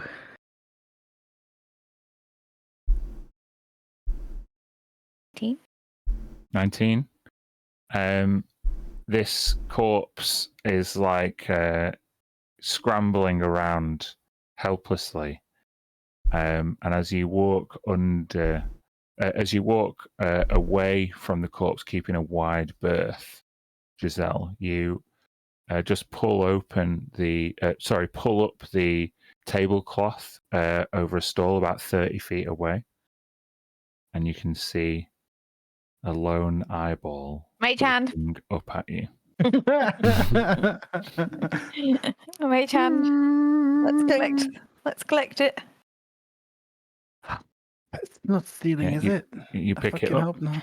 I'm going to take it over to the corpse on the floor and say, "Hey, Mr. Corpse." It Hey. like it like stops searching for a minute and looks like in the opposite direction to you. It definitely heard you, but it wasn't sure where it was coming from. I turn the head. I put my hand with the other hand. Oh no, that's like a mage hand, isn't it? And turn it to look at me, and then and I paw for its hand, and then I bring mage hand to put the eyeball in its hand. Here's your eyeball. Also, I can help. I can help you. I've recently learned balance and meditation, and I could give you some moves to help you coordinate. And yeah, if you're interested, I can help you with that. There's like a head tilt as it like scrambles around for an eye, and it goes to grab it from the mage hand, but it just about gets it before kind of trying to smush it into his head. So now you are looking at a recently deceased corpse with one good eye that seems to have like a milky cataract over it with a scar, and an eye socket that is filled with a revenant eye that is looking in at its nose. So it's totally cross-eyed to you. And all it does is... I'll take that as a yes. With mage hand, I'm going to prod the eye and nudge it so that it's positioned forward. It now looks less cross-eyed at you and it reaches out and grabs you. Oh god. And it's pulling itself like up, using you as a base.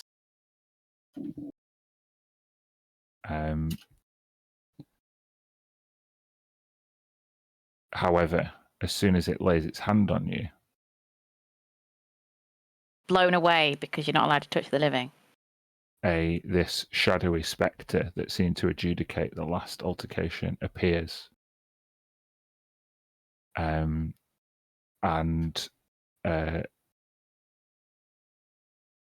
extends this shadowy tendril towards this zombie for all intents and purposes. And the long pointed finger lands in the middle of the zombie's forehead. You hear, "You were given a second chance. Thy must obey." And with that, all of the zombie's flesh just recedes and becomes desiccated and begins to peel and fall off. Dude got downgraded to skeleton. It becomes a skeleton, and the newly fleshy revenant eye falls out of the socket. Bro got downgraded. The eyes go in though, Tilly. Fresh eye. Is the other eye falling out as well? Yeah. Okay. I think Sorry about that. I ask the shadowy thing pointing at the eye that just fell on the floor. Is like, if I take this, would that be stealing? When you turn to the spectre to ask, it has disappeared already. No. Then I shrug. I look at Giselle like, what's the worst that can happen, right? Who owns the eye now? Because you're only stealing from the owner. I guess the owner is the skeleton that has no use for an eye. We have to negotiate. I guess the skeleton stands up, looks newly appraised of its movements. It looks much more coordinated and just goes and scampers off somewhere else. Can I take this? Thank you. You know. Horror skeleton. What the hell just happened? I mean, the good thing about this is that I'm learning a lot of images that I can become later. I could be a skeleton. I could be a banshee. Wow. I could be a ghoul. That sounds horrifying. and then a musical number starts up. I could be a banshee, I could be a skeleton, I could be a... And it all goes very Tim Burton and Danny Elfman for a moment. Yeah, I like that. Oh wow. That was so weird. Right? Is it just me? He looked I think happier. I think the devil roots were off now, but still so weird. What happened? Did he come here to commit suicide? Did he kill himself through this process? Did he say, "Take my life and give me raise me as..." Maybe he wanted to become... What the... Maybe it's best not to Go delve in. to... It's in the past now. It's all about the now. Wow. This is gonna give me nightmares. All right, okay, just the potion then. When you say this is going to give me nightmares, the camera pans out and there's a big banner that says the Nightmare Market. Yep. An animated episode. I like it. Mm-hmm. Just need this potion now, and I can go. If you Make an help me a little- investigation check there, Tilly, if that's what we're looking for. Can I ask for assistance from other people? Sure. Someone else can make one as well. Yeah. Sure. Let's all kind of roll as well, because my investigation shite. Or just one other person. Oh, that's a re-roll. Someone else wanna roll? I can do a bit of an investigation. Yeah. So, you can tell that the Nightmare Market is it doesn't stay around long. You can see actually some traders like start to physically disappear. And you eventually happen upon a enticing smell. It smells like honey and like barbecued meat, like a real nice sweet glazed barbecue. Nice. You What are you thinking, Kirsty? I was Is it gonna be something thinking gross? human. Isn't it? Like, It's no. gonna be so gross. What? It's people. It's people. This smell that you follow, Red and Tilly, you both passed technically. You find leads to a short queue that is formed in front of a hulking, hooded figure stirring a large pot. And Tilly, you immediately recognize the red sludge that is being emptied into various wineskins, beakers, vials, containers, as these partially corporeal people try to get as much of it as they can. Oh, Red, this is gonna be bad, right? I don't know, I haven't tried it yet, to be fair. It's gonna be so bad. I don't even want to ask. Can you ask? Because I might hurl. Must be a little bottle that you're supposed to be looking for the stuff. There you go. Smell it. Smells Yeah, it. with the 22 investigation, it's the dried red goo in the bottom of this vial is definitely a dehydrated version of whatever is being poured out of this big red pot. Smells the same. I got some bad news for you, Tilly. Yeah, I just can you ask them what it is? Do we want to know? Maybe we don't want to know. What do you I think? just shout to the front of the queue, like, do you do free refills by any chance? You turn round and the queue in front of you seem like really covetous and impatient. One of them is actually a banshee that turns around and starts wailing at you. Wailing banshee. Yes. Yeah. That means you'll die or something, right? Yeah. Roll Banshee D100. wails at you. On a one, you die.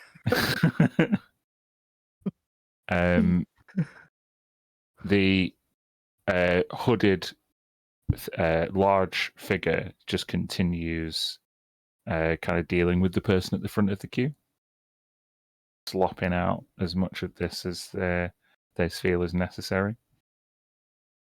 Sometimes the best stuff. Longest queue. Long service. Okay.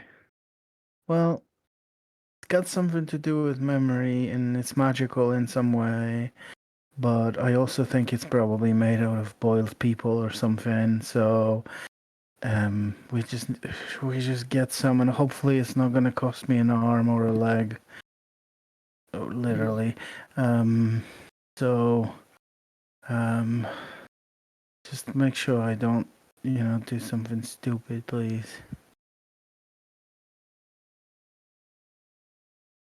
As you queue up, you realise that the person stood in front of you is also hooded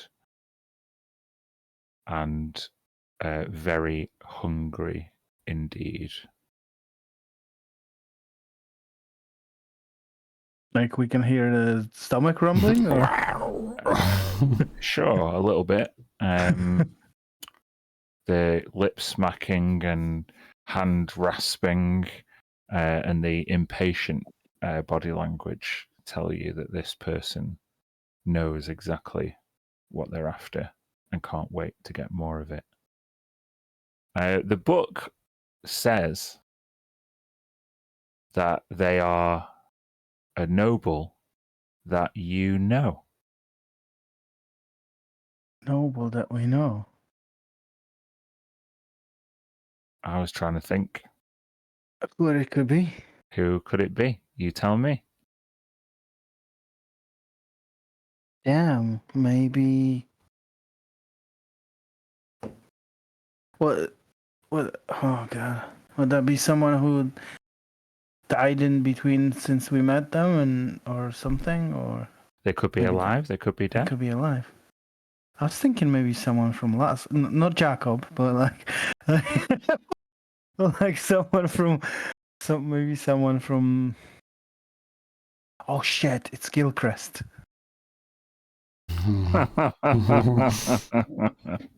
Fuck! It's Gilchrist. Sure. You see this once proud treasurer of Last Hollow reduced to a quivering addict in front of you. They seem self-consumed, concerned only with the nourishment that they seek. But you recognize him nonetheless. You can. My mouth drops. Red wasn't there, right? I don't think so. No. No, Red wasn't there. I turn back to Red and I'm like, I know him.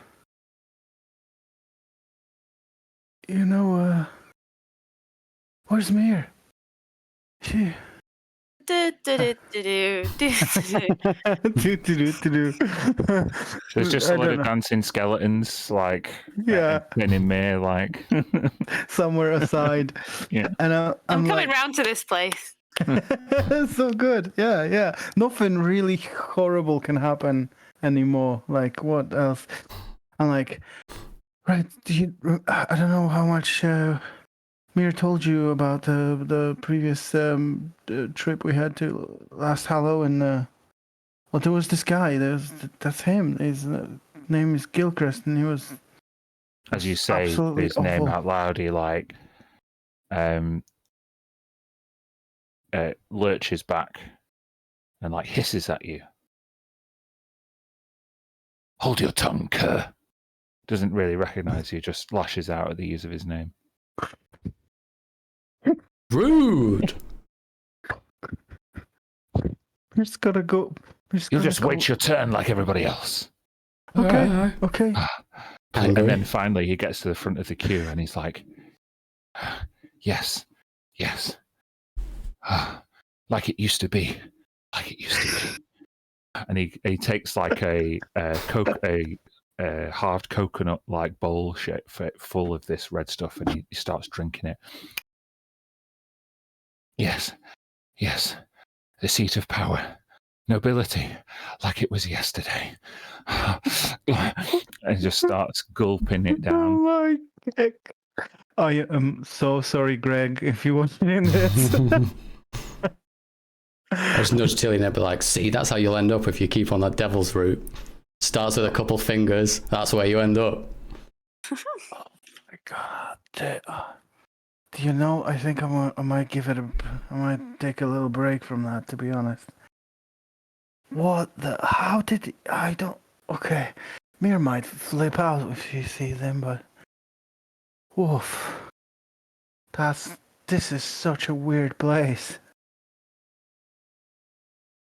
Who And with conjured that, it in their memory?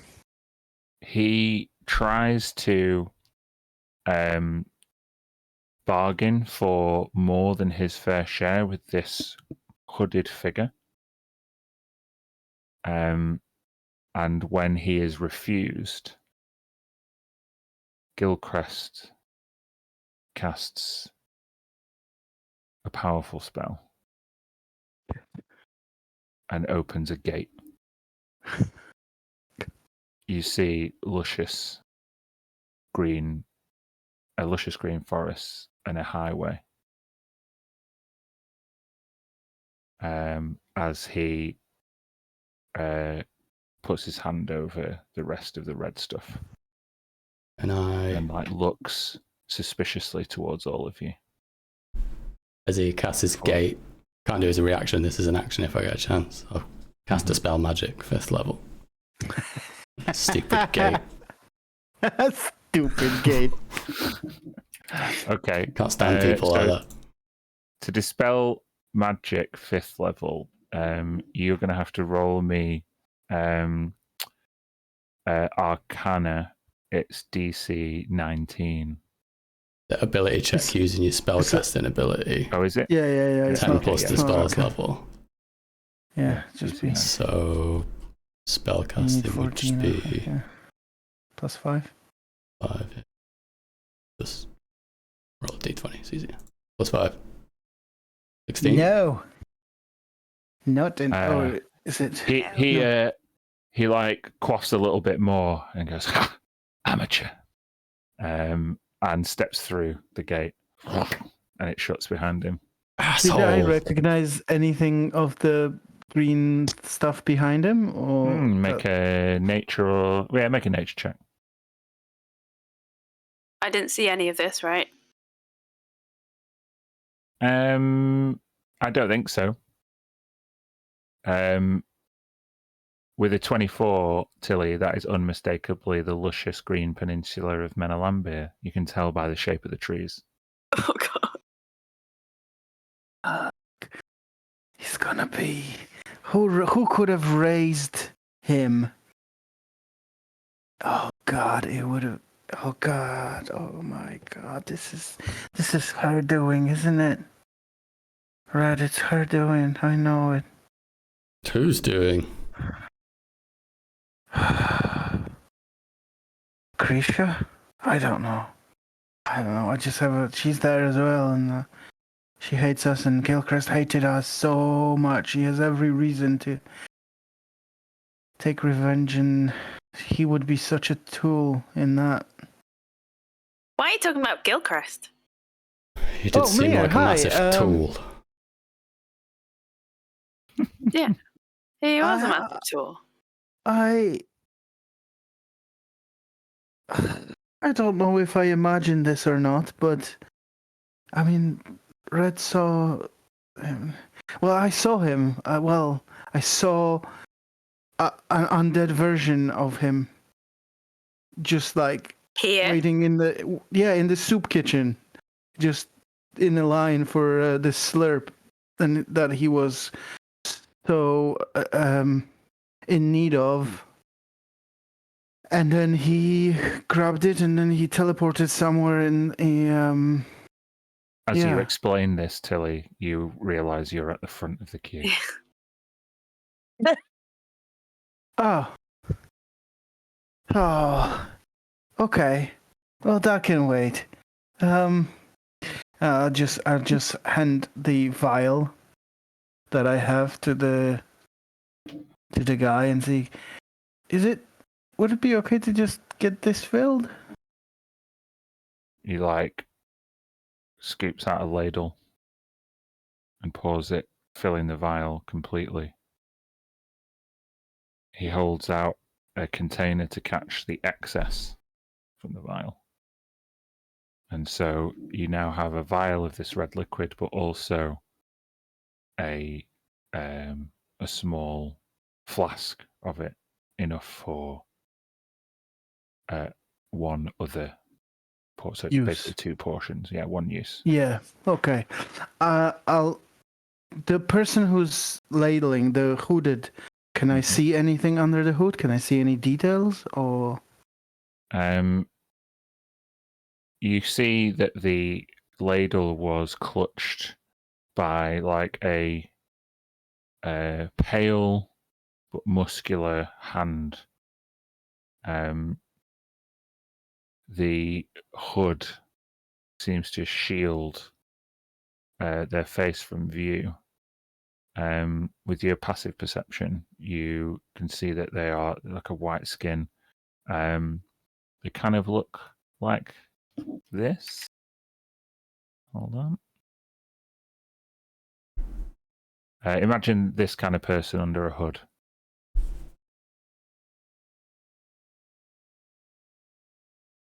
Cool.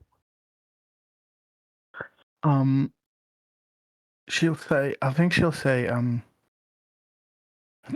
Not to hold up the line. I don't want to. But do you mind if I ask you what this is exactly?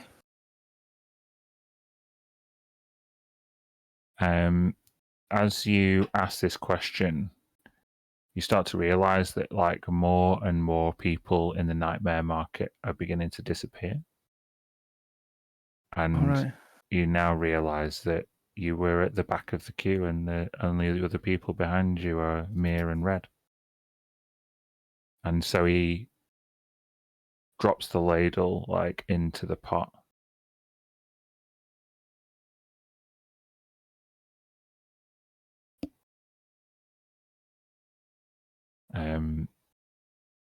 He basically says that, well, what does he say? He says,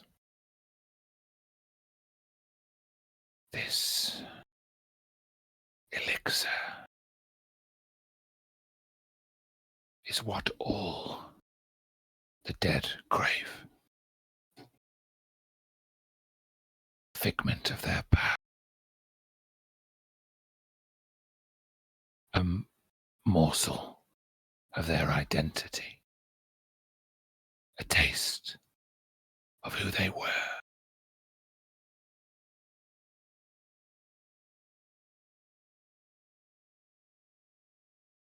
Okay. Do you make? I cannot share the recipe. It is forbidden.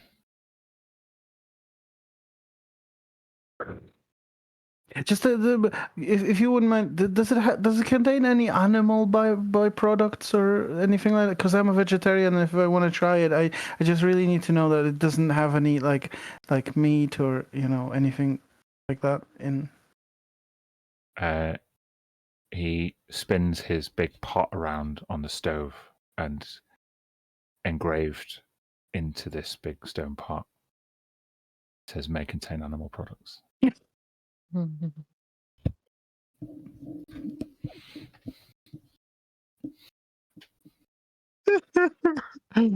is so funny. That is so funny. Okay. Thank you. Is he disappearing as well, like everybody else? Or? He's the market is coming to a close. There are 2 other people in the queue, but if they decline a serving, then he would. You get the impression cease his service. All right. Yeah, I'll step aside. See if Red or Mir want serving. I just ate. No. Looks so good. I just ate. The white nods to you, and as you realize that the morning light, the dawn light, is beginning to break through the catacombs, and as the place is illuminated, it becomes an empty ruin once more.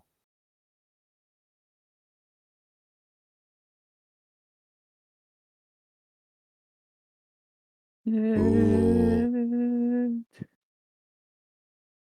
That was so trippy. Did everybody have a nice time?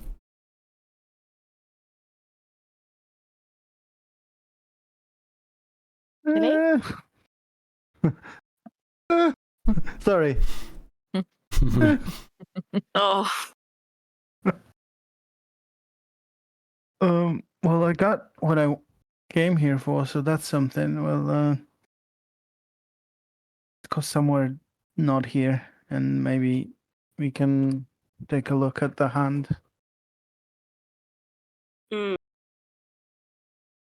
what do you need these horrible ingredients for, Tilly? Oh, I've been sent by my dog is annoying me. Oh, no, Happy. Happy so terrible. Bullshit not working. Okay, she says,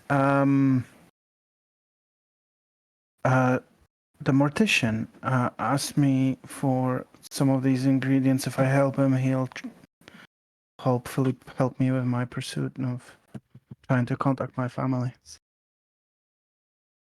Oh, wow. Okay. Contacting your family. That sounds. How do you Intense. feel about that? Scared, anxious, worried that it's gonna work, worried that it's not gonna work. I just, we're going somewhere where, hopefully I'll figure out a way to set them free somehow. And I just want to know if they're okay and what this setting free might mean and whether or not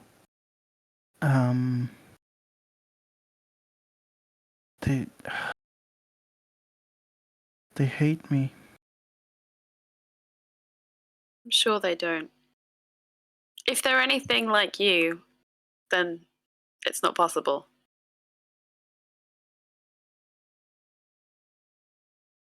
I don't know. I feel I disappointed them. I could have done more, maybe. I could. But I will try. I will try. Oh, we've got all these things, and that's good. That's well, I'm gonna take him back. I guess in the morning. Is it the morning now? Yeah, it's kind of, you've been here. Your perception of time has kind of shifted, and it is the morning. You've been here all night. Cool. Is it a weekend? Do we get time off school? Like, are we having to go to lectures now? Is there another party coming up? Like, time to sleep. You can. You do have things to do today. So going back and taking a long rest. I would say that it's possible. Like you can just do the things later. You know, like Draxmore College doesn't really keep a 9 to 5 kind of schedule. So yeah, if you return to the campus, and if you all want to get some sleep, you can do that and maybe kind of re-emerge. It's still very early; it's only just dawn, so you could be back to attend your afternoon classes after like 6 hours sleep in your dorm. Are we sounds good. able to be exposed to direct sunlight here, or is there any kind of... Maybe not. Yes, there is. There is pockets and columns of sunlight that pierce through this kind of spectral mist. That it's, I think, perhaps in your dorm room in particular, it just so happens that a column of light seems to break the window every morning. Recharge the blood of Lathander. Right, I'll take it. Okay. Oh, we got it up before. We're good on charges. Mm-hmm. Nice. I think before go to sleep, I'll ask Mir to see if she can, because I'm kind of afraid that this might like kill me in my sleep. So,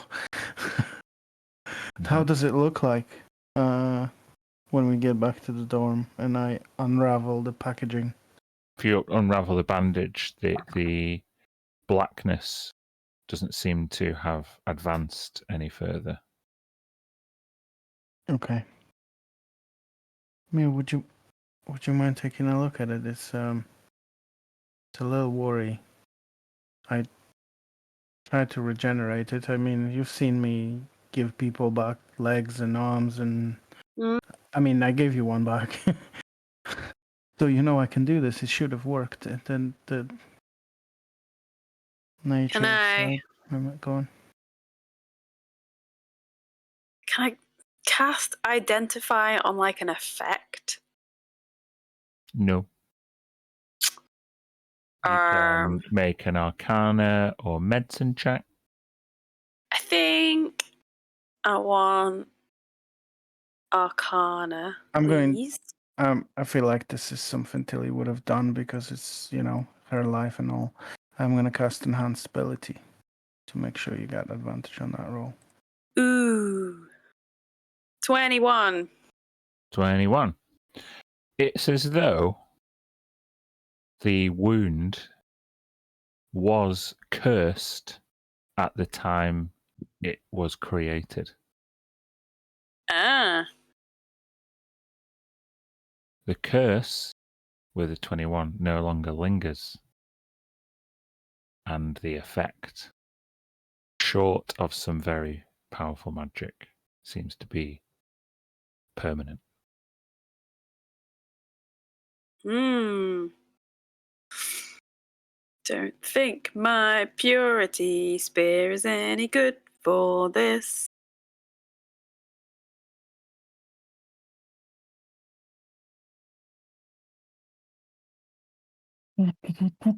Well, I don't think it's going to get worse,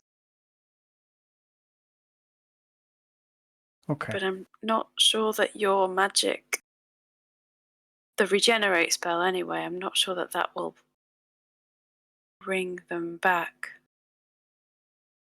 It's like Okay. it was cursed, and the curse is gone, but you're left with this.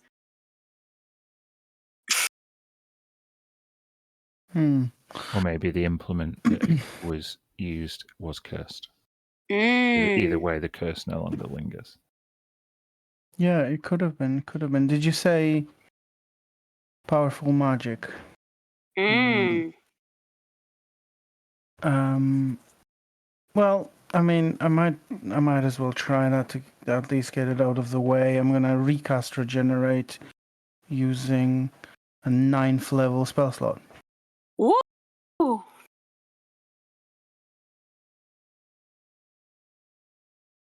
You tell me how you'd go about enhancing and making your regenerate spell even more powerful.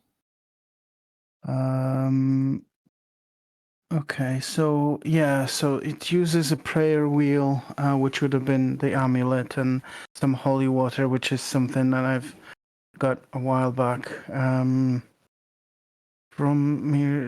Mistress Temple, I believe. So she would, I think she'd just create a small ritual with a bowl, fill it with the holy water, and then soak the hand together with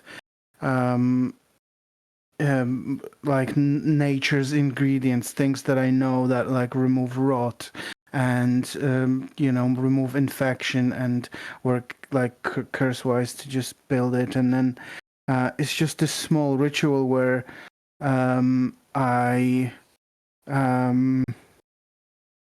concentrate on the choice, and I pray to say that I am, this is not. I'm not trying to negate the sacrifice, because I'm not afraid of making sacrifice.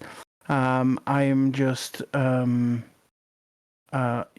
just working. I'm just worried that a stupid in the moment decision might cost me my family's safety if I won't be there to help them. And I think with this sort of just strong conviction of Tilly has done it again, something stupid, So if I die because of this, that'll be, so disappointed in myself. And I think it's purely on emotional level that she recast the spell and uses that moment of concentration and prayer. Yeah. Okay. You concentrate and try to increase the potency of this regeneration. And the blackness begins to change and shift slowly.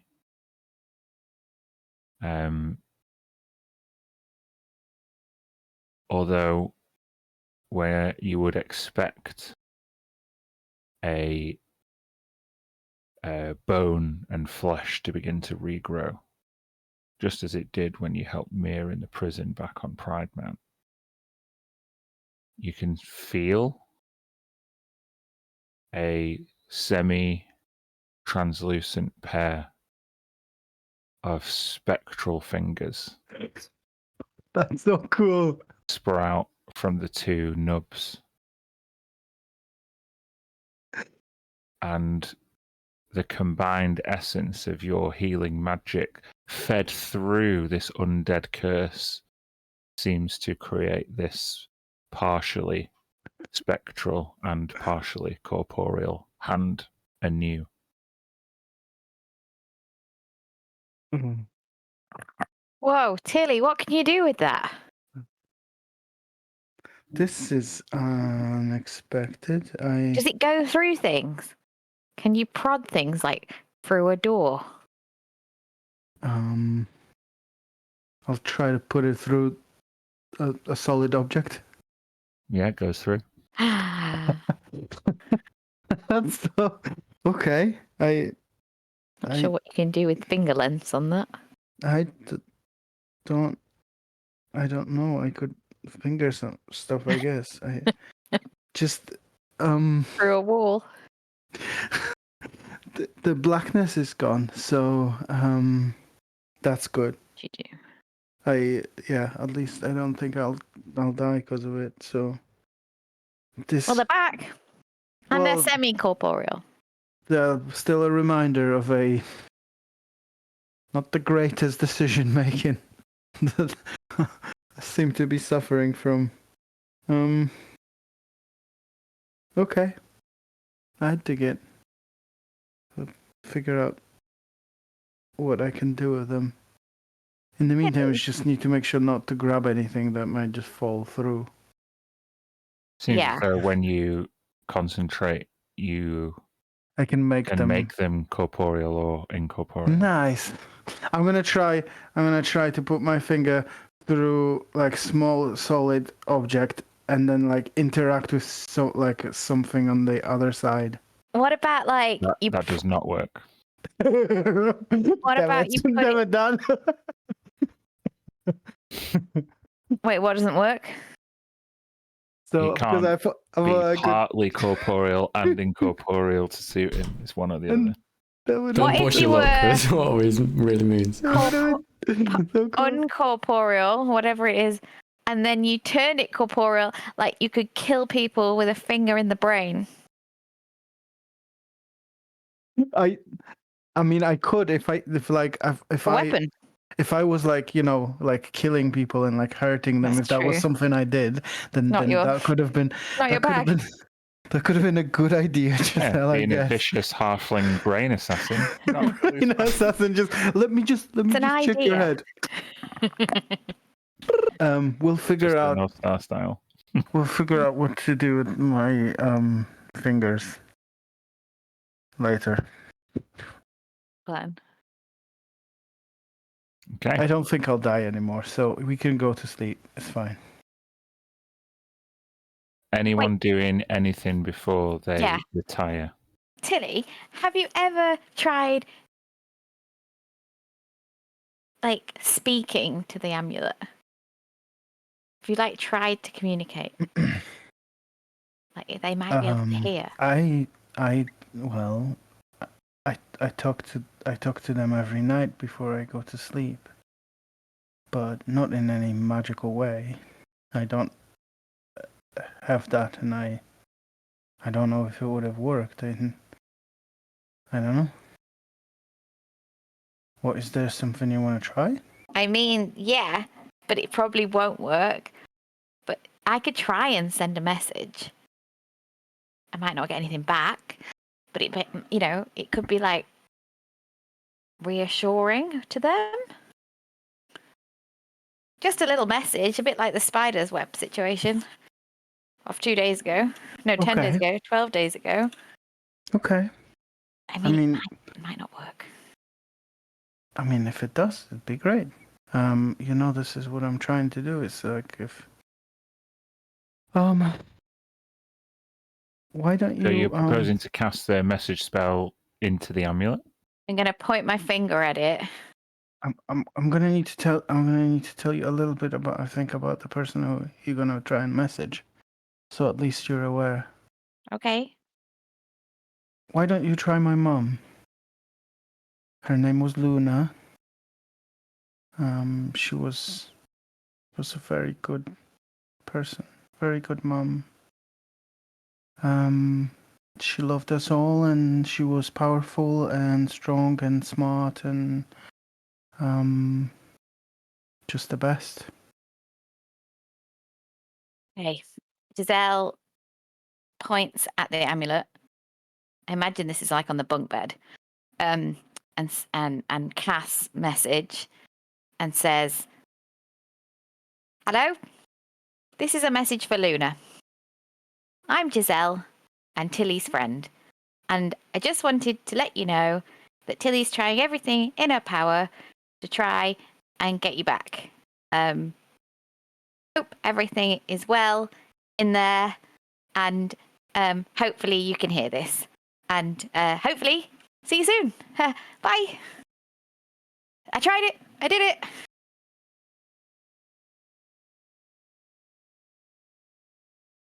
Silence endures.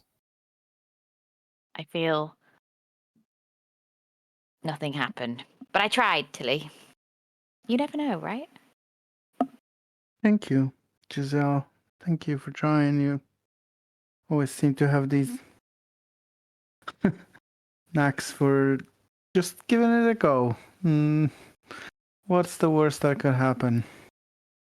Well, you Hi, could lose I'm your glad. I'm finger. glad you were there with me when I took my fingers, because otherwise I might have not done it, and it would have been Wait, what? Are you saying that me being there made you do it? No, Pretty sure I I'm said no twice. He's gaslighting you. just messing with you. Yes. Well, Yeah, I'm just I'm messing. going to bed. Thank you for trying. Really, I mean, it's it's been eating at me for so long, and hopefully tomorrow, with all these things we've collected, That you and might about get to. What's going to happen? I don't know. Well, I'm gonna give it to him, and then he's gonna hopefully figure out a way to help me. Or What if, Tillian, just putting it out there, what if it's just a test and it doesn't come to anything? Like, I just want you to be aware of that, just in case, like, you're really hey, disappointed. my life, all my life, it's been just a string of different disappointments. I'm used to it already. Okay. I've got no higher expectations, but being with all of you, the Star Seekers, for so long, growing more powerful and being on so many missions and like I that's not gonna get to me. That's not gonna get to me. I know we're gonna go and we're gonna do what we need to do in a place outside of this world. How crazy is this? We're gonna travel somewhere that's not this world, and then we're gonna face off against like most powerful beings, and then we're gonna win because you and Mir and Red and Smoke and Jacob and everybody who we came across and I was part of this. You're all so great, and I feel like we can do anything together. Anything. I've got no doubt that this is gonna work sooner or later. So don't you worry about me being disappointed. I can't be. I'm convinced we're gonna be successful sooner or later. As long as you're Okay. there with me. Sure. I will go with that belief. It's gonna happen for you as well. Like, you should not doubt it even for a second. You're gonna be fine. We're gonna rip out your soul from the cold dead hands of that frog bastard, and we're gonna go on to live heroic lives as we meant to. As you That's- say that, you notice a croaking bullfrog on the window ledge of your dormitory. I cast Stick your finger out. I no, I can't hurt it, but I will cast like a druid craft to like gently push it off the ledge, like with like growing plants or something like that. Something like. Mhm. It shifts and hops out of the window. Ribbit. Dum dum dum. So, it's very early. Are we long resting, or are anyone else doing anything before their long rest? I would like to drink the purple potion. Dun dun dun. Holy moly! Okay.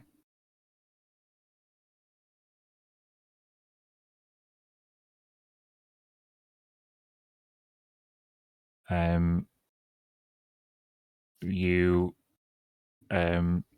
sip this like chamomile and lavender flavored potion. It's very soft and sweet smelling. Oh, we got someone jumping in again. No, it's No, Lucas. that's Oh, not. no, I think it's just. It's gone. Camera's off. Yeah. And as you fall to sleep, you awake in Lady Delarouche's lecture hall.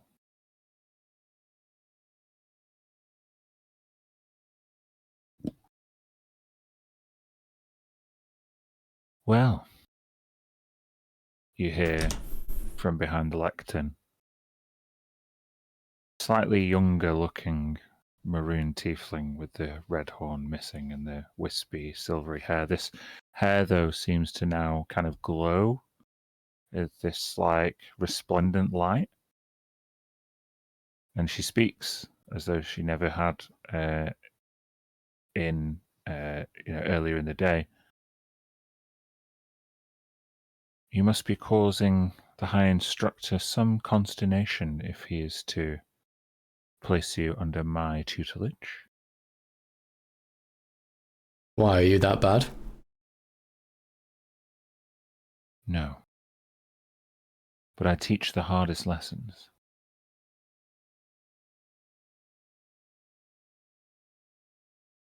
Seems as though he feels you have a lot to learn. I can believe he would think that. How was your visit? The Nightmare Market. And she looks towards the open window, and an owl familiar flies in and lands on a perch. It was eventful.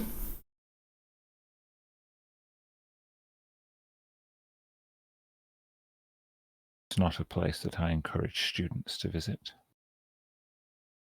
I believe the Mortician has overstepped his boundaries by sending you and your company there. But you didn't trade anything too precious away, I hope? No, I didn't trade anything. Good. Now,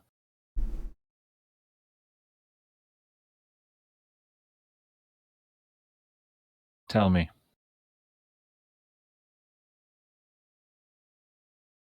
the High Instructor knows that you are well versed in some magics, and indeed you are well practiced in the ability to manipulate the dreams of others.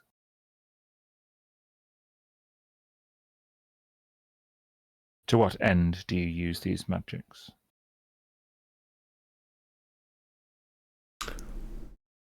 To further spread the light of the Dawn Lord. Save my own skin. Sometimes just as kind of a way to contact people, just say, hey, what's up? You know? A tiefling after my own heart. Apart from all that Dawn Lord crap.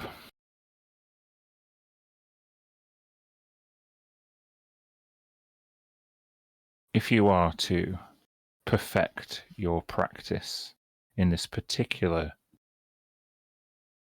arcane ritual, then it would be remiss of you not to visit the Dream Archive.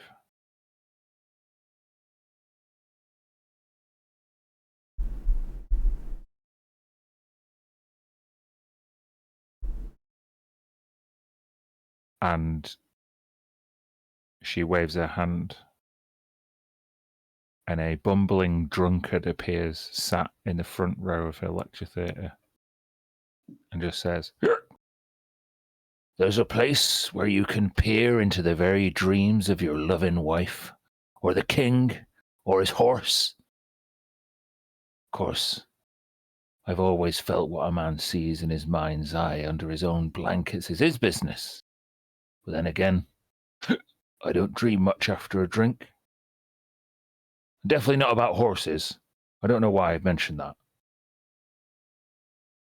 And she waves her hand.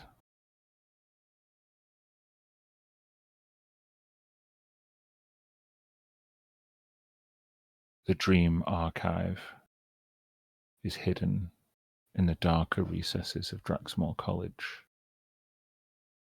But I would argue that it is more complete and filled with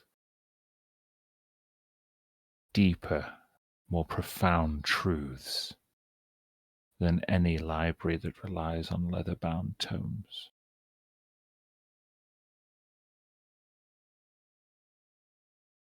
You learn more from sharing in the inner thoughts, fears, and desires of the people around you than you ever would. Their carefully curated thoughts inked down on parchment with careful deliberation.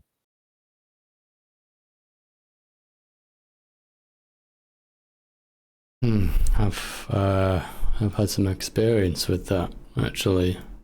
It's a good way of putting it.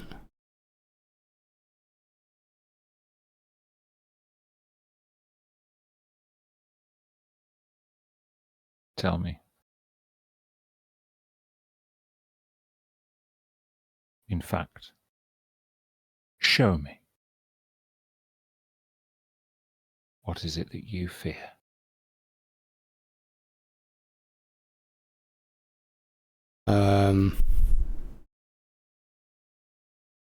I'll try to concentrate and, manipulate the environment around me. And it'd first be like a wash of the more surface things, like, running around the Blood King's manor, or just like general like peril, and like a bit deeper like Lucretia. It all kind of swirls around in this vortex until the ground opens up, and it's just a vision of like a hole straight through down to the bottommost pit of the nine hells, or however I would imagine that it is. The fear is ultimately being destined to be dragged down to hell with no hope.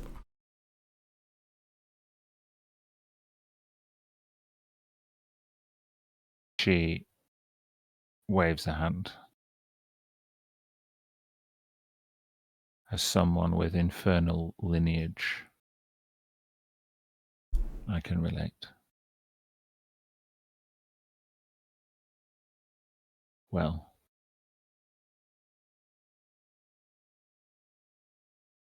before the next night beckons, you will visit the Dream Archive and seek the knowledge that you've come for.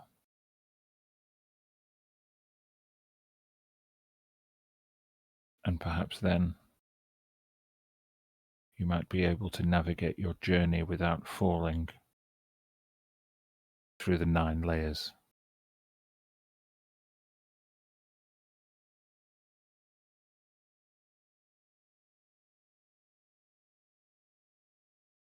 Is there anything else that you would ask of me before journeying to the archive? Guess maybe this is something I'll find out on the way, but recently I'd quite an unnerving experience in which my own dreams were manipulated and visited, and it was my subconscious and innermost fears that were being wrapped around someone else's finger. And I never really thought before that about how I should go about protecting myself from people heading into my dreams.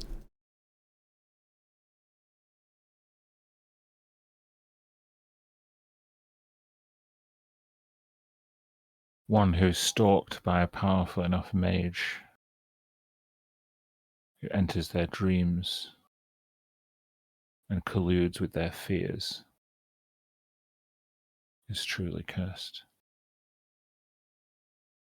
I would expect one as well practiced as you not to take this kind of adversarial intrusion lightly. My advice is to kill them.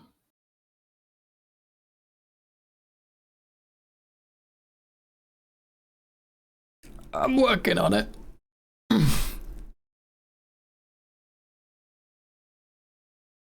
Keep a record of the dreams you extract from the archive. Follow the owl from their perch. My last piece of advice is seek what thou won't find. Give what thou would take.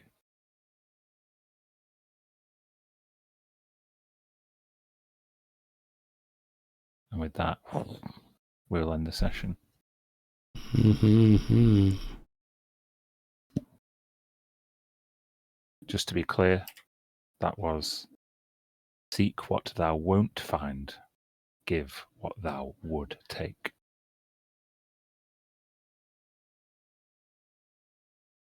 Mm-hmm.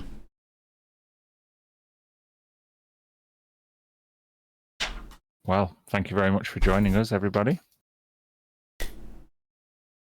Till the next time, which will be after next week. 2 weeks. Yes. 2 weeks. Today. Mm-hmm. Not Yep. this Yeah. Wednesday, next 29th. Wednesday, which is the Wednesday right. after the coming one that is next. It's in Yeah. 14 days. Just to be clear. See you next time. See ya.